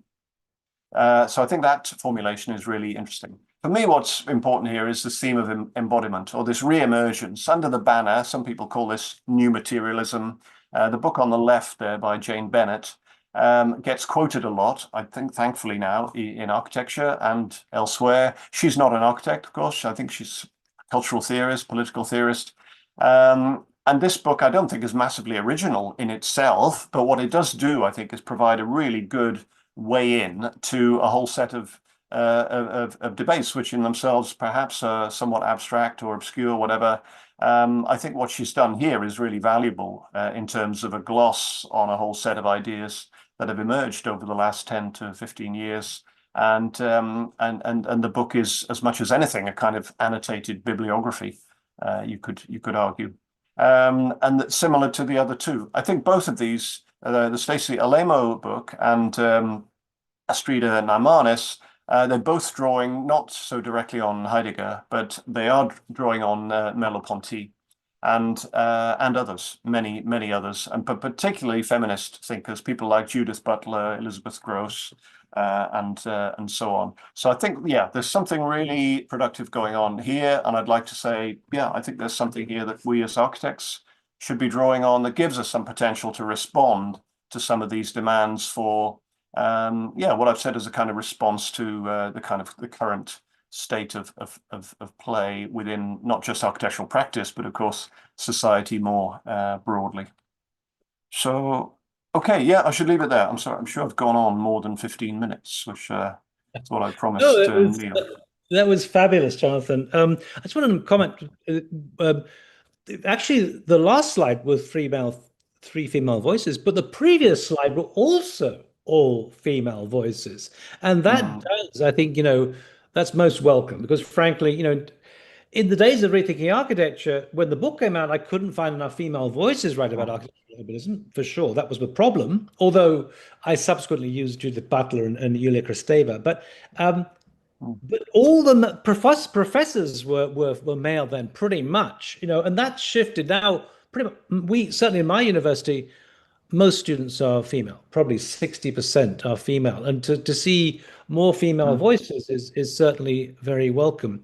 I think also this kind of the kind of the sort of debunking of oppositions, or the breaking down of these oppositions that you were presenting, actually goes in some senses along with mine. I'm saying actually maybe it was a repressed fascination with the other in some ways, but your comment is actually equally valid. And I want to invite we've got some fantastic people in the chat here. I want to invite in, but before that I do, let me just offer a quick comment, because I think what was so interesting is so when I was at Columbia in 1999, just for one semester, they wouldn't. Safo Rifat, University of Nottingham, wouldn't let me go a second time, so I only went once, but it was fabulous. And it was a particular moment towards the end of Bernard's tenure as a dean, when there was a clear opposition in Avery Hall. There was the end of Avery Hall, Bernard Shumi's office on the right, and at the left there was Kenneth Frampton, and these were the two oppositional voices, and they were fighting one another. Literally, there was a case, and I'm just trying to remember the name of the people involved, but Bernard wanted to bring in Martin Wigley, who of course had worked on deconstruction and so on, and was pushing for that. But Frampton was pushing off for a more kind of phenomenological sort of figure, and there was somebody. In the end, they compromised. Bernard got Wigley, and then Frampton got this guy from Rice University whose name eludes me, but anyway, he's still there. Both are still there. But in the end, you could kind of look at both of those characters, at Kenneth Frampton and Bernard Shumme, and kind of ask some of these questions. I mean, there was Frampton. I mean, if Frampton stands for anything, I think in some ways he's the one person who's spoken about Hannah Arendt. Now, Hannah Arendt was the most controversial person in some ways because she was both the person who edited Walter Benjamin's work, importantly, but also she had been Heidegger's lover, reputedly, right? And, that opposition was so significant. I mean, at Nottingham, Matt Connell said, well, these two, Benjamin and Heidegger, hated, well, Benjamin hated Heidegger. We know that for sure. He was setting up a reading group to bash Heidegger. So, and of course, there was Heidegger anti-Semitic. I mean, Hannah Arendt was Jewish, but anyway, and there was Benjamin, who was obviously Jewish, and there was clearly something going on there. But somehow Frampton embodies that sort of opposition, even though he tends to fall on the side of the ontological, phenomenological, Heideggerian, whatever, in the end. But Bernard Shumme also, to some extent. I mean, so obviously he was incredible. I mean, he never really brought his background to bear on his teaching in Columbia because he had such a rich background, all these figures from France. And he wasn't, anyway, but he did bring in Delander, he did bring in John Rackerman, both of whom were kind of Deleuzian. But what is interesting about Shumme is actually in terms of constructivism. You can certainly go back, and someone once showed me one of these little sort of red Russian constructivist boxes, and you suddenly think, hold on a second, this looks like part de la Villette, right? And it does. At some point, you've got to worry that, and also just, I mean, because again, Koolhaas was also evoking the constructivist, and I think in terms of you mentioned Colin Rowe. Well, Bernard Rem was there with Colin Rowe, so there's a continuation of these kind of trajectories, shall we say? So there's that, but also let's not forget that Bernard is Swiss. I mean, was Swiss, whatever. He comes from Switzerland, and you can read the Part de la Villette. I mean, obviously, it's kind of trying to promote something that is radically new, this kind of whatever, so on. But at the same time, it's still a grid, and it's a grid of cubes in some senses. That was the thing about ETH in the time. They were all producing cubes. So in the end, he was still being Swiss. So, I think this opposition was kind of interesting. Another one that I thought I had was the kind of, in a way, both because the post-structuralist viewpoint, and Derrida, of course, was absolutely radically opposed to Heidegger. He once said, or maybe he wasn't, but he once said that my work is I was taught Heidegger, and my work is an overcoming of Heidegger. So in some ways, he was the opposition of that. Sorry, I've lost my train of thought on this particular point. So hold on a second. But anyway, so what there was are these kind of oppositions that were maybe not oppositions, and a kind of, I think also, so the word, so one of the things that the term that is common to both parties, both the ontological phenomenological tradition and the structuralist post-structuralist tradition, was the word meaning. But the word meaning in terms of phenomenology and ontology was meaningfulness, whereas in the other world, it was meaning in terms of how do you decode or interpret the meaning. But there were all these overlaps going on, and I think you're probably right to sort of, the waters were muddied in some way. One of the interesting aspects, as you mentioned new materialism at the end, is that Graham Harman and Manuel Delander, Delander, of course, was writing about new materialism a long time back, and they wrote this book together. And what was interesting was, I had heard this directly from Delander, is Harman thought that he was kind of establishing the connection between their work, and Delander thought it the opposite. He thought, well, clearly we are absolutely don't agree at all. So there is this kind of interesting opposition that was going on. But I think that's probably true that that your viewpoint, does resonate with many of the things that were going on. Let me say no more because there are other people here, and there's a fantastic line of people in the chat. I'm particularly interested in what Andre and Dulmini might have to say, but we've also got Francesco Proto, who of course came to Nottingham to study under me, but I'd left and he studied under you, so on Baudrillard as well. So let's see, let's invite people. I'd love to hear. This is actually, I've got to say, I think this is, I mean, I don't know what the rest of the series is going to be like, but this has already uncovered some really interesting kind of questions about theory, the status of theory, and the different varied interpretations of theory itself. So anyway, let's open up to the questions from Zoom.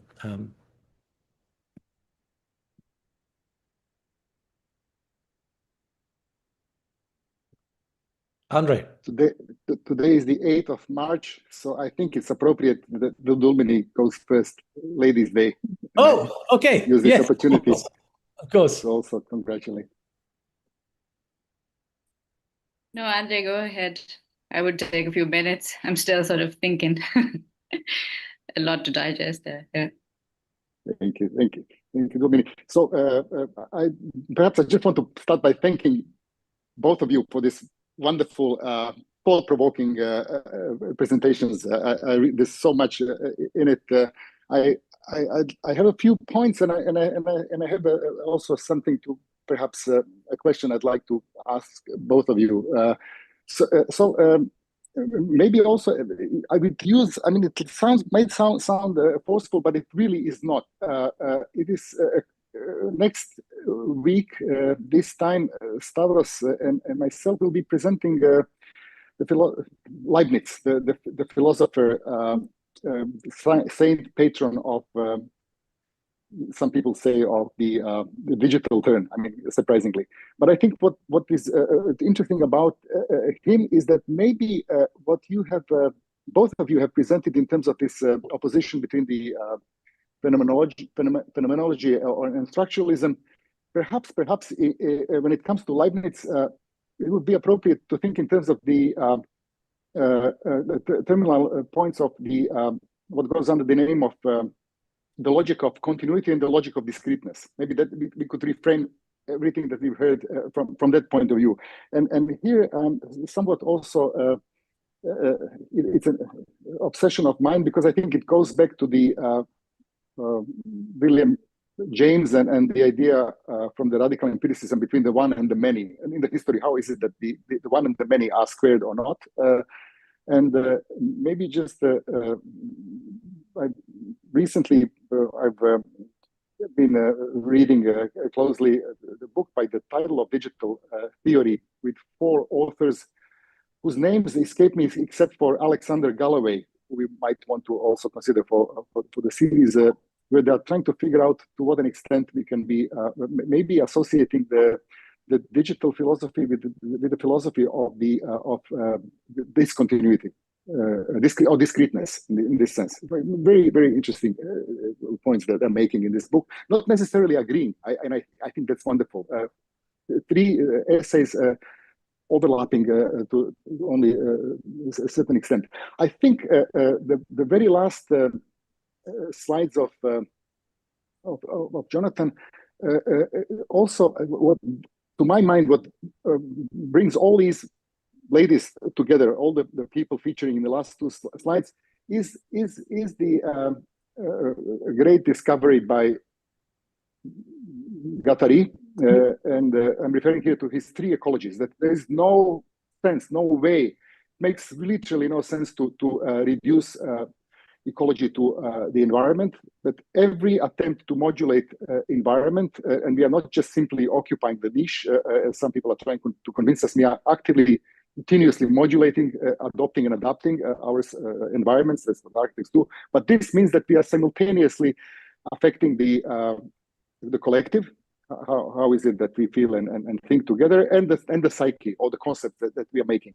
And I think architecture here is really in a privileged position, and I really mean this because I have a lot of friends who come from pure philosophy or media theory, and I realize we cannot not but think in terms of the environment, psyche, and the collective, or as certain feminist theorists call the in the hyphenated way, geo, bio, techno, always three of them continuously. And I think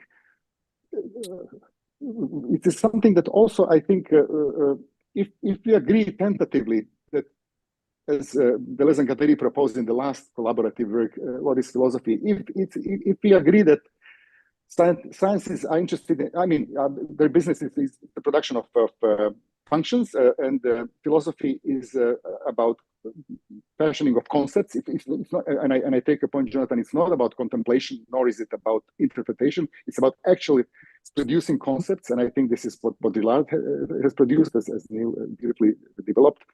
And if the arts are into the production of affects and percepts, then indeed architecture is engaged in all three simultaneously somehow. So perhaps we remain the last discipline that cannot afford to be specialized. We need necessarily to continue to be undecided between the three. So this is, I have a lot more to say, but maybe I just wanted to ask for both of you to respond to one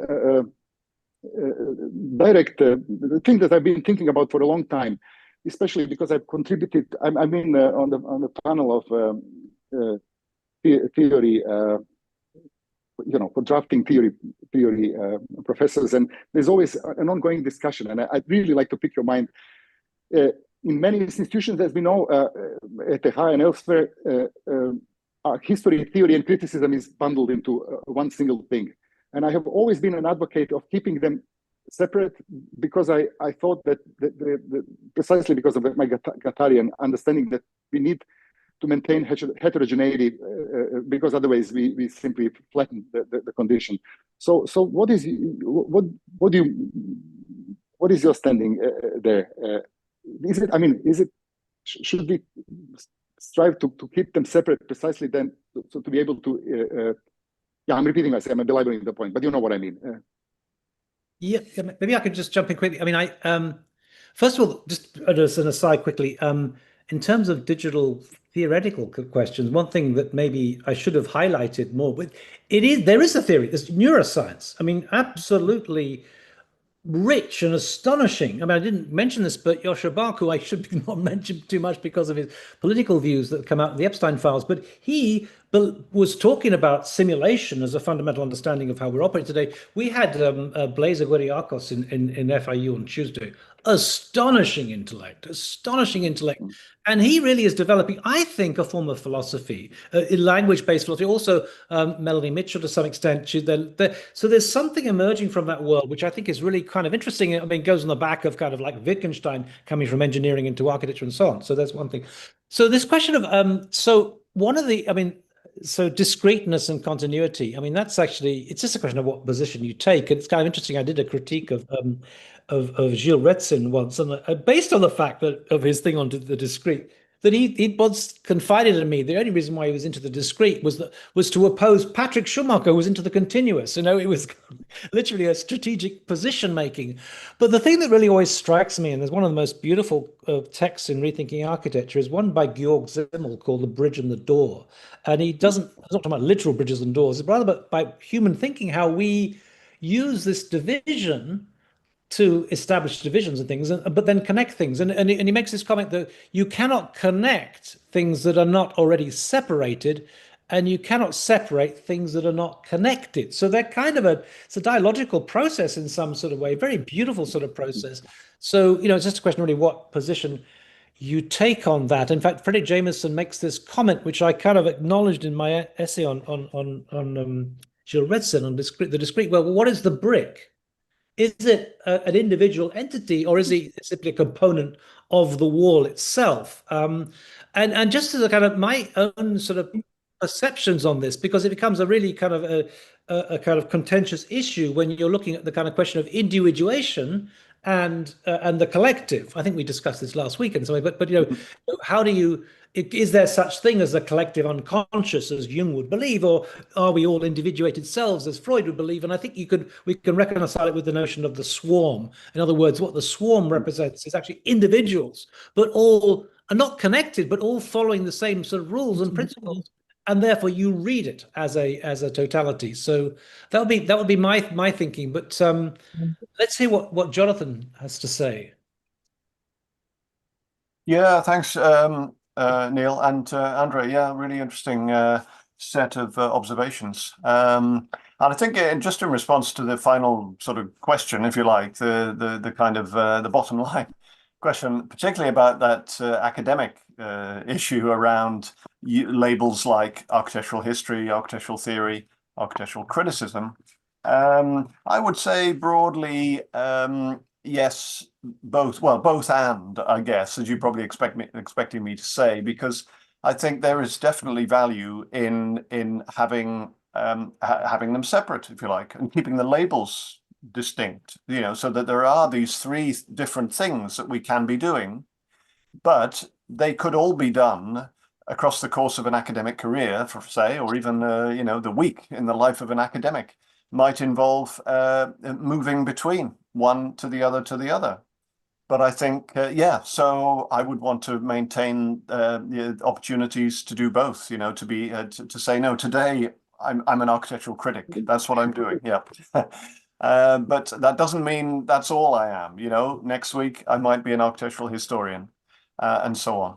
So I think, yeah, absolutely, yeah, and it's a difficult line to walk. It's a fine line because everybody wants simple categories, don't they? And particularly in academia, everybody wants to have labels and pigeonholes to put people in. You're something. You're one of those kinds of. So you sit there and you appear on our website under this heading, and you don't appear under that heading. So of course we come up against those barriers, I think, all the time, particularly in any kind of institutional environment. I think we do struggle with that labeling, and yet then we reinvent, like as Neil was saying about the bridge and the door. We reinvent something called interdisciplinarity, or interdisciplinary research. We try and say, oh yeah, but that's still all right. You can do interdisciplinary research, but you need to know like what your home discipline is, or you need to know what you are, what you're not, what your strengths are. So yeah, I think academia is always troubled by those questions, and I think architectural practice probably less so. I think traditionally architectural practice is more of a collective activity. There is a more collaborative activity, and that most practices, I think, that are really successful are teams. They're teams of people on even on a simple level that have different kinds of expertise. They might all be architects. They're all happy to call themselves architects, but they're not all doing the same thing. They're contributing something different to the process of making a building, which of course even more so is a collective activity. Oh, so yeah, profoundly so. Yes, yeah, absolutely. Can I just say something quickly? Very much. I didn't reply to that aspect of Andre's question, but I would challenge it. I think we need to sort of like theorize history, and I think the real problem is history is not theorized enough. It becomes this kind of total postmodern fantasy. I mean, especially actually at the University of Bath after you'd left, I would say, Jonathan. But I know there is actually this is something actually information for you. I don't know if I've told you this before, but you called your book Rethinking Technology after my Rethinking Architecture, but I call Rethinking Architecture after Rethinking History, which was by Keith Jenkins. And I think that there is a really important area that someone like Hayden White addresses, problematizing straight history, and beautiful thinking, beautiful work which should not be overlooked. So I would be putting them in opposition myself. Yeah. Domini. Just to sort of add to that, Neil. Yes. So, I mean, I had a few comments. I was just thinking about a few things, also about the sort of the term ontology, but just to talk about, I think a different way of discussing the sort of discrete is, I think it's about continuation and change, right? And I think history plays a big part in the way in which we understand change in order to design. But I think the bigger question is perhaps the question of historicity, and how that comes into the sort of the design discussion. And so Hayden White would say, for an example, that the past is much bigger than history, right? Which is the sort of the history that's formed through a particular historiographical instrument. And so the sort of history of architecture is limited than what would be the architecture in history in that sense, as it plays out in time. And so just going back to this sort of continuation and change discussion and ontology, I was sort of reminded of a different kind of book. And I think Jonathan had a very interesting sort of series of sources there, but a different school of thought, which is from Herbert Dreyfus, which is then Fernando Flores, and who sort of picks this, and Terry Winograd, who kind of picks up the idea of historicity, tools, and how sort of design acts in the world. And I think their main argument is to say that, the idea of consciously addressing design is just a very small part in the way in which design operates, and that most of the sort of processes that we generate through design, the objects that we generate through design, creates effects and effects that are much more operate at a level of the unconscious. So in a different way, I think the unconscious is back, and it has a sort of a very different standing or a position than the unconscious of, I would say, the 60s, 70s moment of the sort of Freudian, that notion of the unconscious. What we have is a more sort of extended version of the unconscious that we see present in the world in all the tools. So the unconscious is not in the background, but it's like everywhere around us. And so I think that becomes a very interesting debate, and this version of ontological design. And why Flores and Winograd are interesting is because they then start to discuss ways in which you could think about tools and how you could design with them. And I know this is not necessarily a big topic in architectural theory, but in design theory, I think many people are trying to address some of these ideas. And I think it's very helpful, particularly when we start to think about computation.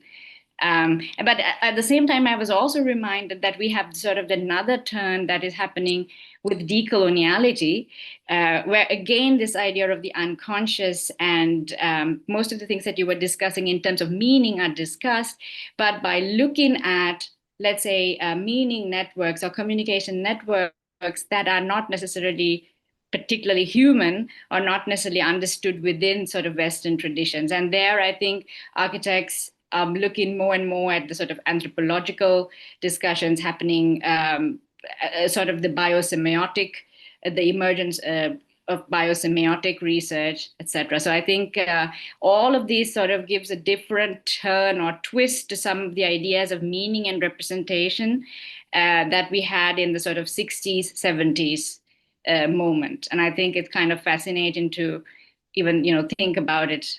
And I wonder what Jonathan and Neil might have to say about some of these ideas. Yeah, I mean, maybe just quickly, I'd absolutely really interesting. There's a fascinating question, the one about meaning, because Neil mentioned it in terms of what do we mean by meaning in relation to, say, the argument or debate between phenomenology and structuralism, that they both seem to be talking about meaning and yet talking about something that's very different as well. I think, yeah, absolutely. One of the problems with phenomenology in architecture has always been that it's sort of meaningfulness, I think was the term that Neil used.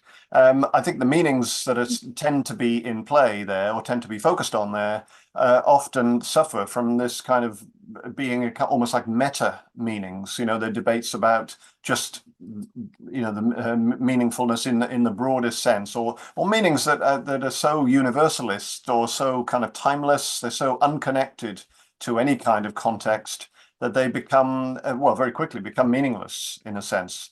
So there's a kind of essentialism there, or there's a kind of absolutism there, which is, of course, hugely problematic. Whereas when you go to the whole structuralist and post-structuralist debate, the notion of meaning as something which is imposed or comes from the collective, the discourses that we're all, if you like, constructions of discourse. We very quickly lose any kind of agency, I think, under those sort of conditions. It feels as though we're totally subject to meanings that have been established, however precisely, but they sort of all exist before us, and we're almost denied opportunity to kind of feed in to a process of the emergence of new meanings, new opportunities. So I think there's something interesting, definitely something interesting there. I'm just looking at, in terms of tools, I think you mentioned the digital in terms of new kinds of tools. Yeah, absolutely. I mean, with artificial intelligence, I think is a great example of that in terms of what sort of meanings are possible, within, when there seems at the moment at least to look as though, if AI tools are working from the kind of historical archives, of meanings that have been created previously, then it feels as though, well, perhaps we're just trapped then and constantly condemned to just replicate badly, probably, replicate things that have been done before, everything that's been said or thought before. I don't think that's necessarily the case, but it feels as though that's often kind of, in a way, loads the debate from the beginning. That people feel as though, no, AI is dangerous because it traps us in a world of endless repetition. But I think we've seen, say, within, I mean, I mentioned, going back to one of my first slides, Rossi's idea about typology, and other theorists are available talking about typology. And again, the kind of productive way in which typology can be used in design. It's that it's not, it doesn't determine anything necessarily. It gives us some useful constraints, perhaps, to work with, but it doesn't preclude the creation of new things. So hopefully, AI will offer us similar opportunities if we're able to use the tools, in a way to be able to achieve that. Maybe I could just add something.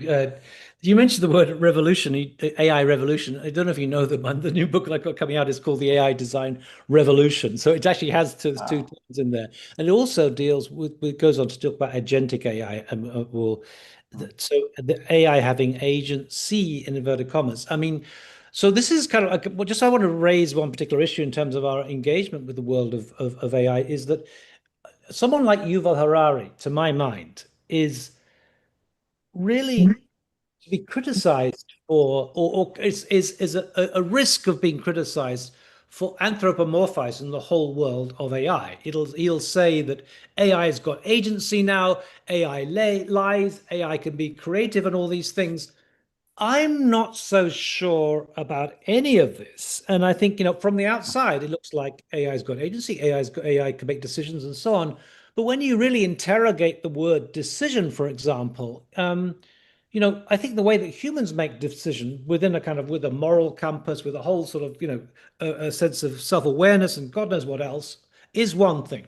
The way that a mechanical device, and frankly, the way that the computers operate, is a very alien way to how we will operate. It's a mechanical form of operation. It actually comes up with similar results, but the process itself is very, very different. So if you would talk about the word decide, well, at some level, a thermostat decides whether to go on or off. I mean, that is a kind of decision.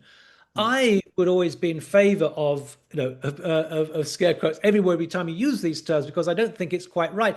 Agency at the moment, I mean, with agents, we give them tasks. We're in charge. So it's not necessarily that full sense of that. And, do computers think and so on? All these things I would always be cautious about. Having said that, we had Blaise Agriakos with us on Tuesday, and he's saying, no, they do operate the same as human beings. And I'm sure eventually we will get to that point where these things have a kind of consciousness or something, or self-awareness or whatever, simply because they're trained on human data, and what's become clear, they're picking up and developing these things. But it's an interesting question. I think for me, what makes the world of AI so interesting is that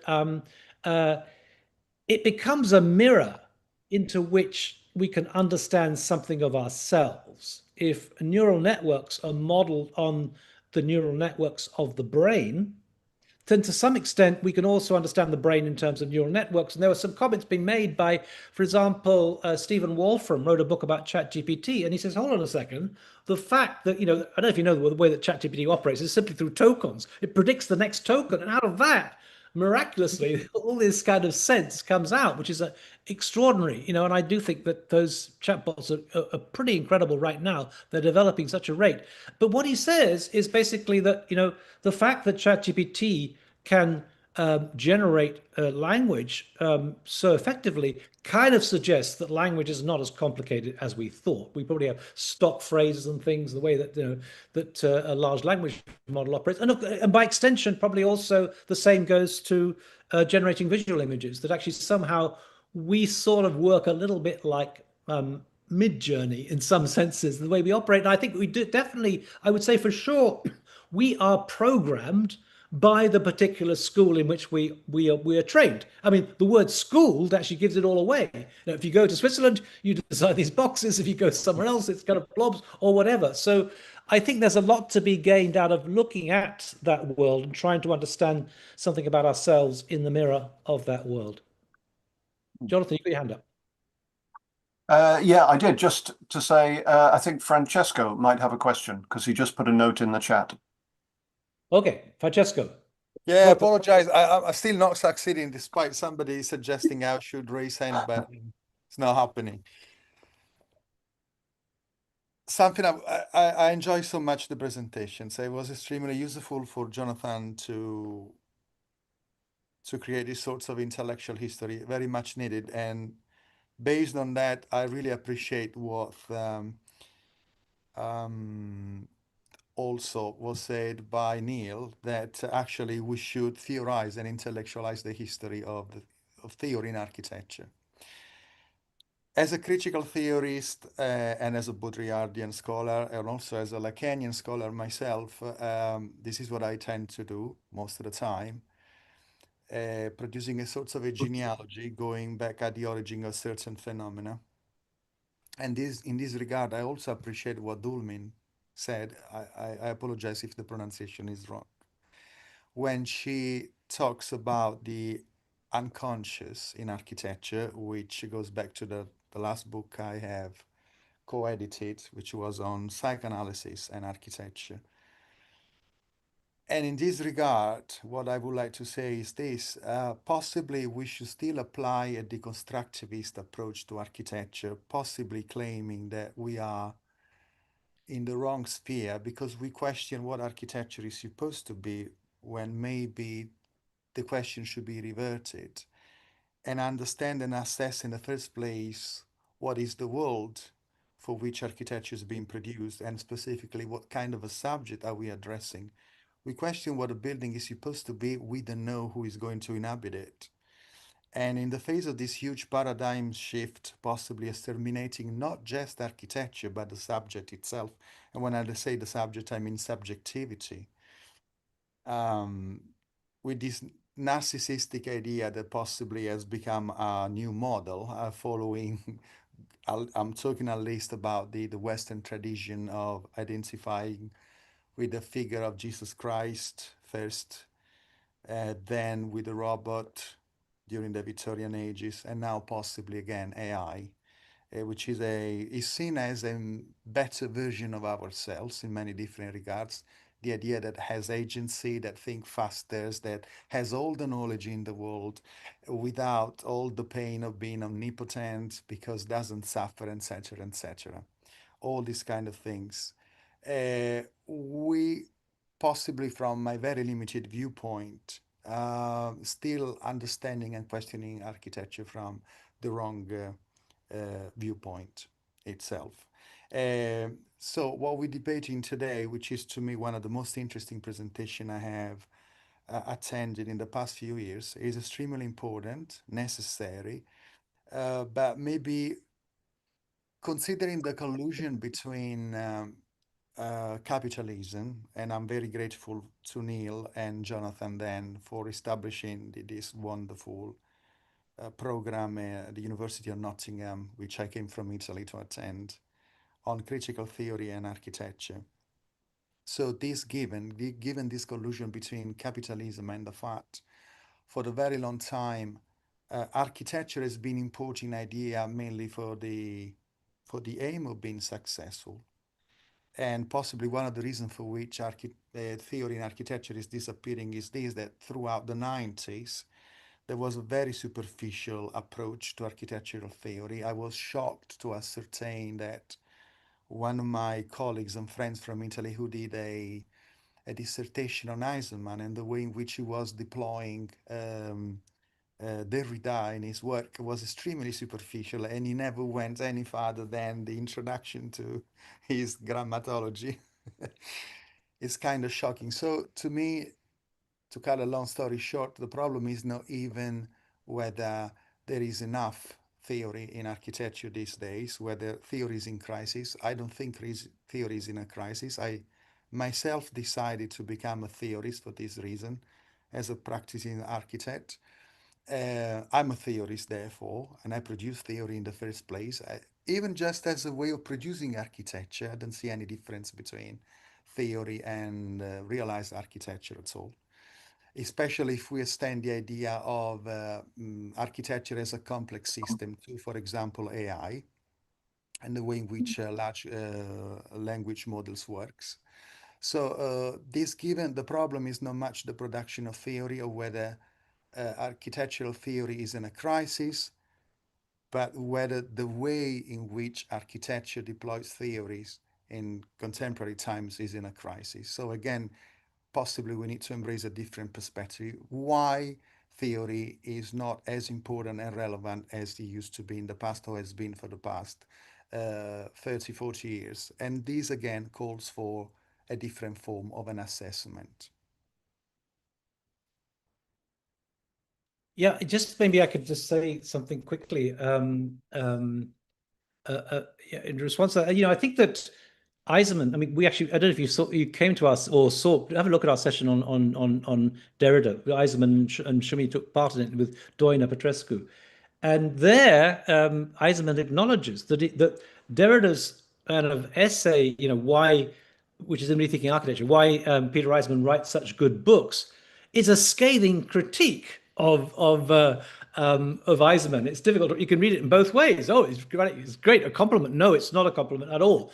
And I think Vasco, who was in the Zoom conversation, was part of that. I think he's one of the people who raised that. I don't think he's been positive at all. But anyway, I think Eisenman completely misunderstood him. There is a concept called creative misunderstanding by Harold Bloom that has been used. Okay, maybe you completely misunderstand it, but the good thing about architects, they're creative. They produce something creative, kind of thing. Yeah, right. Okay. No, so just to kind of comment, Francesco, you've got this kind of the baptistry in Florence and in your background, and the sketch of perspective by Bruneschi.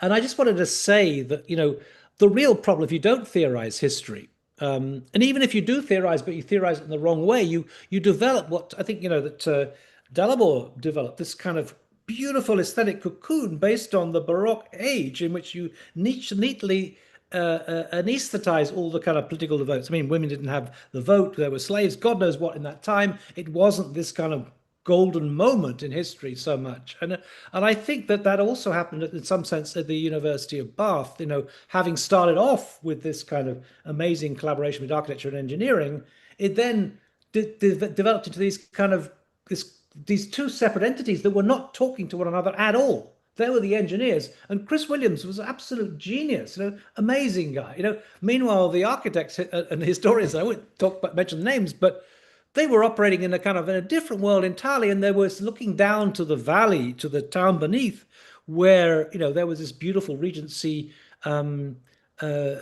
city town, and I think that was kind of anesthetized in many ways as well, that whole approach towards history. But my point is this: when people talk about Alberti to me, and I was working on Alberti, translating or typing it up in the mainframe computer room at the University of Cambridge, I was surrounded by these computational geeks, and the Carlo Ratti, he once said to me, he wrote an article saying how Alberti was really a computational thinker, and I became convinced of that.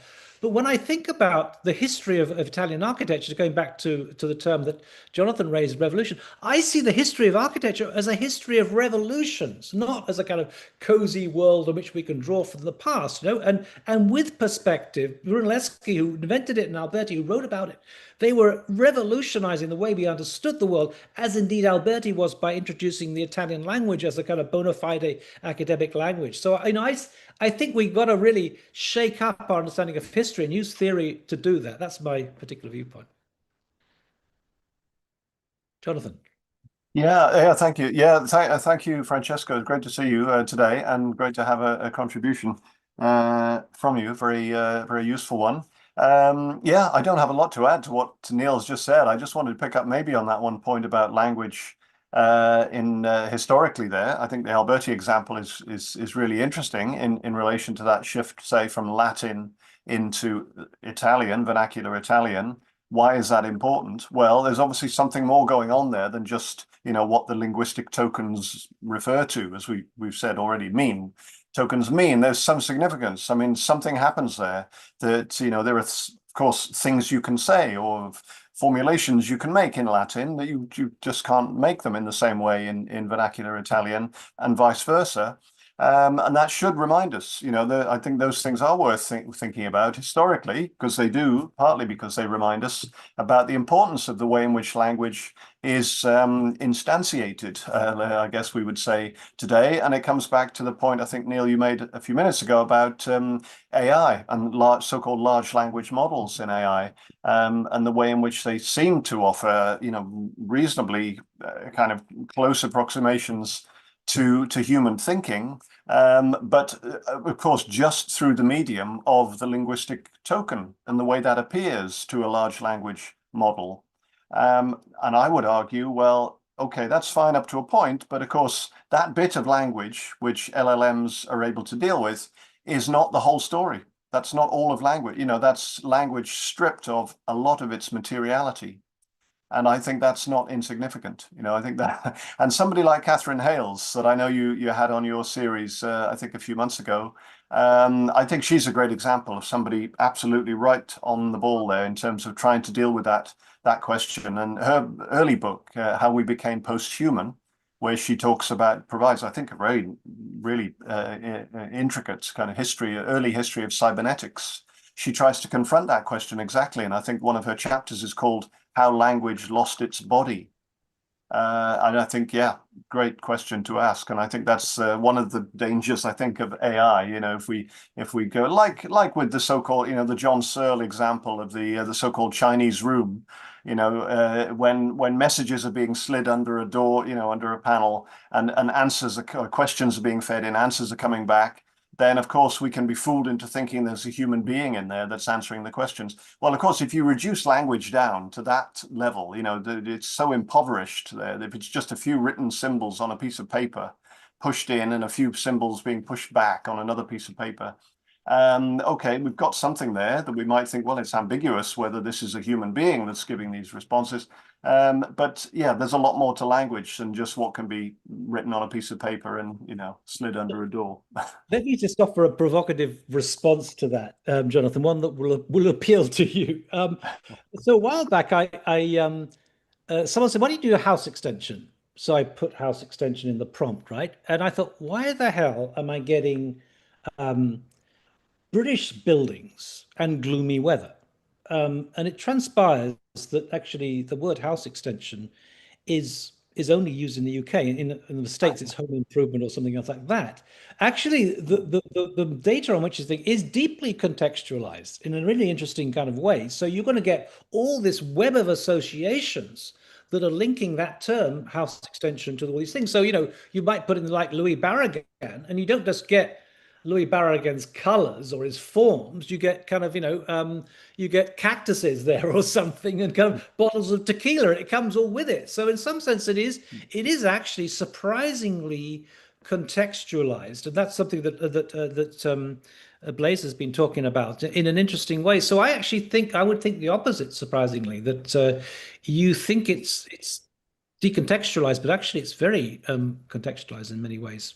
But I can't say much more than that, except to say that it was surprising for me, the case. Yeah, well, no, I'm I'm heartened to hear that. I haven't engaged with AI software in anything like the way that you have. So that's reassuring to see that that's the direction that things are moving, and it's a good report, or it's a good, in a way, a confirmation, I suppose, of what I was suggesting, that the tools get better. I think the tools get much more effective the more that they maintain those connections to specifics of context and culture and the whole social cultural backdrop. It's not the tool so much as the data. The data is embedded in a particular context, and actually we operate in a very similar way, in the sense that I think one of the criticisms of ocular centrism, the stuff that Bernard Schumann was talking about, is that we never do that in isolation. That the vision becomes the vehicle for many sensations. I can look at a cream cake and get a sense of what it tastes like, and we operate in a similar. We are very associative in our way of thinking. We see a red hob in a kitchen and we know don't touch it because it's going to be hot, kind of thing. So I think that's also how we operate in a very associative way. Let's see what other questions we can get from various. We have I haven't checked the chat here, but we've got an interesting lineup of people who are part of this. Let's open up to other questions if there are some.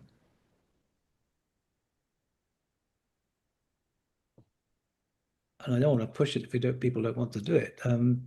But there's some comments from Gustavo, 2 or 3 comments there, which are all interesting. I don't know if there's a question tucked in. Gustavo, Ashik has a question, I think, and Vasco, okay. Oh, yes, and Klaus, Philip. Klaus, okay. Klaus is from Germany originally and is now in the States, and Vasco is from Bangladesh and studied with me in Dessau. So let's invite them. I sometimes Vasco can't talk because there's noise in the background. Noise around me. Neil, can you read, please? Okay, it's in the chat, is it? Okay, hold on a second. Maybe Dulmini, can you see that? Can you read out Vasco's question? Yes. So Vasco asks, could the so-called crisis in architectural theory be less a disappearance of theory and more a transformation in how theoretical knowledge is produced, circulated, and valued within contemporary architectural culture? Yes.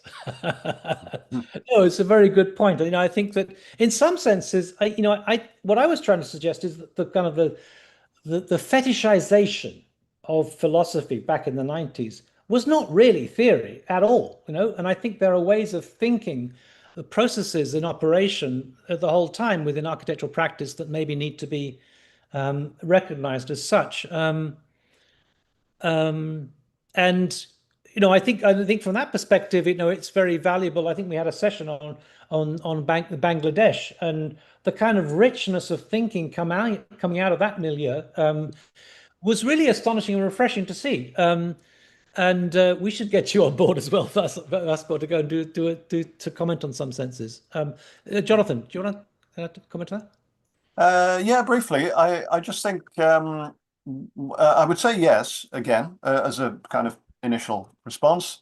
But then I think it's also interesting, talking of context, as we were a minute ago, to think about differences perhaps between different, in different places. So if you're practicing in North America, say, compared with if you're in a European context, the two that I'm most familiar with for my sins. And I think in the European context, I think architectural practice is done in a way typically, which is, I think, much more closely linked to academia and to the world of theory, humanities, scholarship, and so on. I think there's less of a cultural divide there, less of a schism between those two, and that there is, there are forms of practice, you could say, that are equally forms of theory. I think there is much more crossover there, and I don't quite see that in the North American context, and I think that's for various reasons, and I think that goes back a long way. That in North America, the culture of architectural practice tends to be very distinct from what's going on in academia and in the world of publishing and so on. The typical kind of mainstream practice in North America is incredibly commercialized, it's very pragmatic, and it's not particularly rich, I don't think, culturally. I mean, one consequence of that is, as I remember teaching and as a student in North America, how eager local practitioners were, so eager to come in and engage with what's going on in academia. They would come in and sit in on reviews for free. They were quite happy not to be paid. They would take a day off from the office. So desperate they seemed to be for some kind of intellectual stimulation that they weren't getting in their day-to-day practice. I think the other thing in the North American context is a little bit of a kind of separation between the design, I suppose, component of what architects do and construction, and I think that has some knock-on effects in terms of the sense of immateriality in architecture, which is why someone like Venturi, Venturi's work was sort of taken up or taken on or had such an impact in the way that it did. Because the whole notion, the discourse around tectonics, which in a European context, I think does cross over very well into practice, and those conversations happen, I think, in a much more productive way. That doesn't seem to exist in North America either, to the same extent. Could I just add something to, I mean, I think one of the things I find a little disturbing in some ways is the way in which a lot of the discourse of post-colonial theory, or indeed kind of critical regionalism, shall we say, in architecture, the disturbing aspect is actually it's all emanating from kind of New York. So Edward Said was at Columbia, Gayatri Spivak was Columbia, Kenneth Frampton was at Columbia.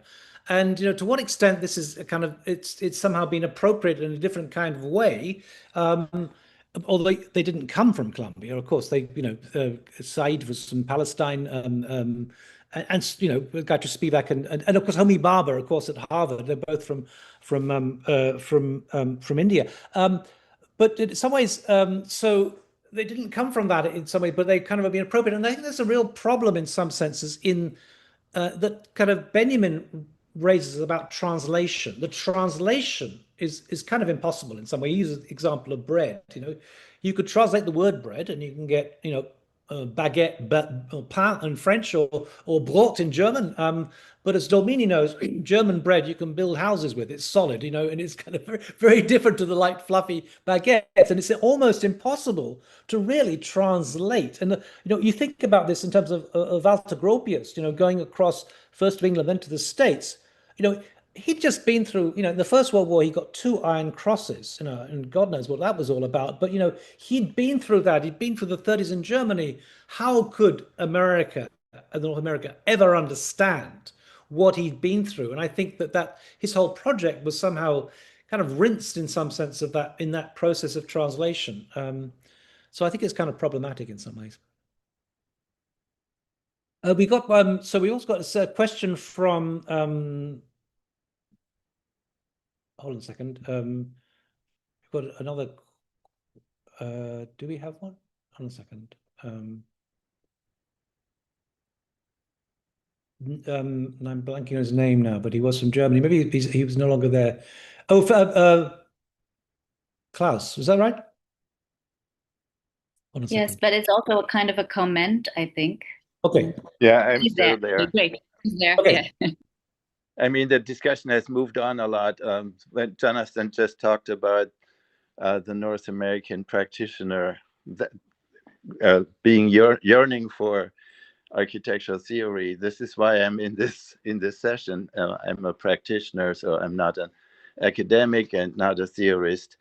But back in the beginning, when Neil talked about the dichotomy between the image or the representation and the object, it occurred to me that this is really something that's systemic to architecture, because every architecture project starts with a representation. But how that has shifted in history, and the more the representation becomes technologically advanced to the point that it's very easy to create these representations. And I mentioned Zaha Hadid, how she became famous with representations long before she started building something.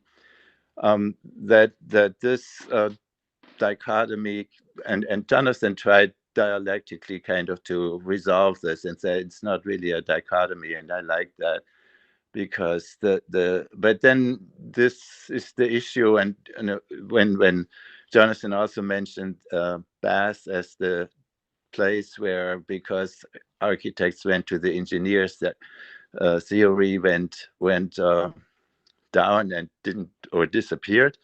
I went to school in Stuttgart, and in Stuttgart, right after the '68 revolution in France, the notion was really also very different from about architecture, not towards engineering, but towards societal relevance. And so I think that this is an important aspect too, and I'm always missing that in the discussion about the architectural theory, is what agency do we even have as architects to act in society and make a difference? And that was the topic of our education in the early 70s in Stuttgart. But when it comes to today and the representation being sort of an anesthetizing element, then this societal question comes back into being. And I wondered,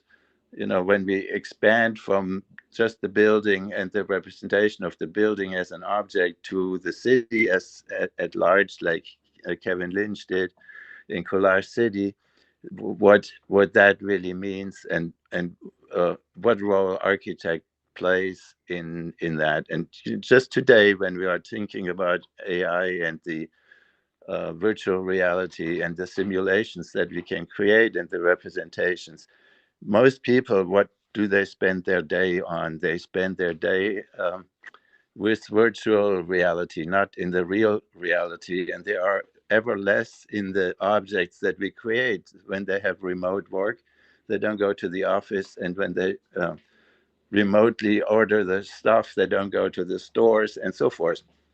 So our objects play less and less of a role, and the representations, the virtual ones, play more and more of a role. So that, I think, is sort of where my question lands, which is, what is the agency that the architect has in society to really make a difference?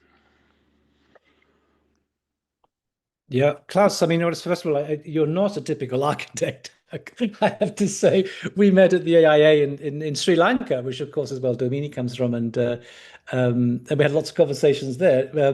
And I think you're, in a way, I wish that more architects were reflexive on things as you've been. Yeah, I mean, so just a kind of comment in a way, one of the essays I reproduced in the first digital book, Design for a Digital World, was one by Zizek, and it's called From Virtual Reality to the Virtualization of Reality. And what he was kind of saying is that, I mean, taking a Lacanian perspective, and maybe, I don't know, that this is something that that Francesca could comment on, but he was kind of saying that we already, our understanding of the world is already mediated through fantasy in some senses, and therefore it's not as though we've got access to reality itself, and that's what Lacan would claim. We don't never have access to reality except in certain moments of jouissance and so on. And I think that there is this, to go back to what you're saying, there is a kind of a fantasy of what the architect can do in terms of agency, which is completely misplaced. I don't think we have much agency for clients.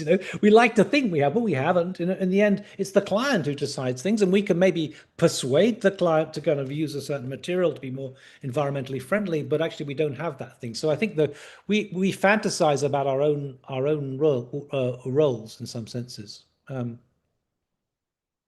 Jonathan. Yeah, if I come in that, yeah, interesting. On the term agency, I think that's gained as a term. I think it's had a really interesting kind of currency or increasing, I think, kind of potency as an idea in architecture over the past, again, 10, 15 years or so. And I should have drawn that into my kind of closing remarks, really, because I think there is a lot in that. There's a really nice collection of sort of case study projects.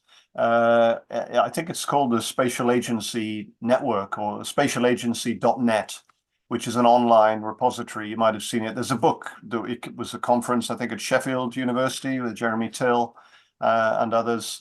And yeah, really interesting set of projects there, talking about new forms of practice, you could say. We were talking earlier broadly about collaboration, collective effort as in terms of creating or realizing building projects.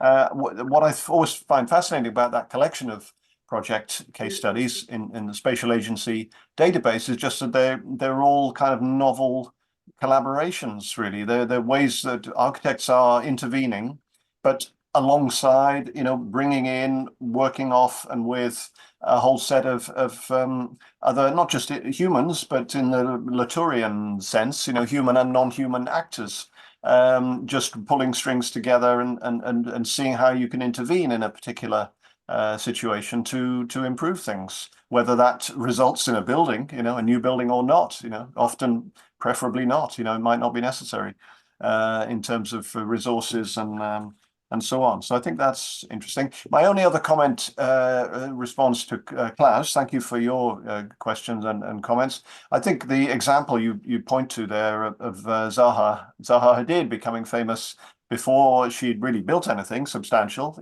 through series of drawings, if you like, drawings and models and so on. I think that is a really fascinating example, just because I think it's also an example of what I was talking about in relation to theory, shifting perhaps from a kind of interpretive role to a generative one. I think you could see the same thing there, but in relation to drawing and model making in Zaha's work, where again, it's drawing as a set of tools that are kind of generative tools, basically, in the way now we tend to think more easily of the digital, software as being generative. But I think in those early projects, showed some good examples of drawing and modeling as generative tools as well. So they're not just representations of projects that exist in some other, some other form. If I can just add one word, and I apologize for jumping in because I still don't know how to raise my hands electronically. Yeah, the point you're making, Neil, is extremely interesting. And that's possibly another of the paradigm shift we should take into account in assessing the current situation.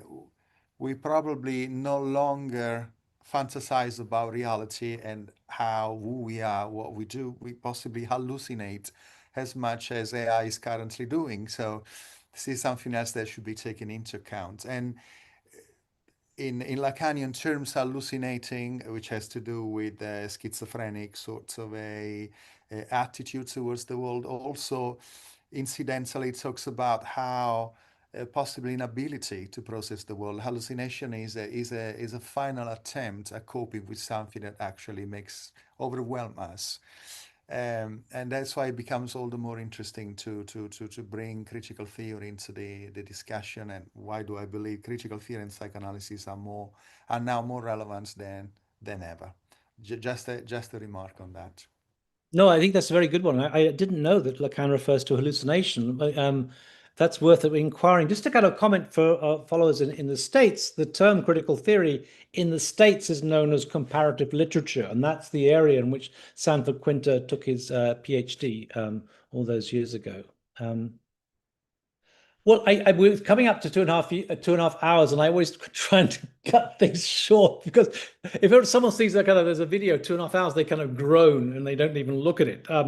But I think there's what I would just say is that, and I just want to thank, first of all, obviously the Digital Futures team that's been behind this, especially Smaro, who put together the posters and is now live streaming, but the rest of the team as well. And I want to also thank Domini and Andre, who were part of a kind of think tank thinking through this. And I floated the idea that maybe we needed to think about, questioning the status of theory today and the status of philosophy in theory. And that came out of our discussions. And I think this proved to be incredibly rich and interesting, because we all have our own particular view. But when you get to see other people's views, that's when it becomes super interesting. And we have 2 more sessions on that in this series. Next week it's going to be Andre and Stavros, but we have and we're going to carry on in the future. So I just wanted to thank them in particular and all the contributions today. It's wonderful to use this platform to bring everyone together in this astonishing way. I mean, such a beautiful concept, being able to be on a platform all over the world together. Thank you, everybody. And we look forward to Andre and Stavros next week. And my apologies for a few people, I think, who didn't pick up on the fact that we changed the time, changed the clocks in the States, and therefore started, as it were, 1 hour earlier. Thank you anyway. Very, very useful discussion. And thank you above all to Jonathan for his wonderfully insightful remarks. I hope that you're not fully retired and people in Italy are going to be kind of inviting you to go and give talks all over the place, because I think you've got a huge amount to offer at the moment. Really fantastic, fantastically insightful observations, and you deserve a medal for staying in Nottingham for as long as you So, well, thank you, Neil. And yeah, it's great to take part again. So yeah, hopefully we'll do so again in the future. I'm really sorry to miss next week. I mean, you probably know I couldn't do next week's date because I'm going to be in Barcelona and probably will literally be still running. I'm running the Barcelona Marathon next Sunday. So the chances I'll still be running by 4:30 in the afternoon. So apologies for missing the session, but I will certainly try to engage with the future dates, and so keep me posted on the schedule. But it's been great fun. Thank you all for listening for so long and for contributions. Yeah, fascinating questions and comments. thank you. Thank you, everyone. Thank you all Okay, bye. All right. Bye. so much. Thank you.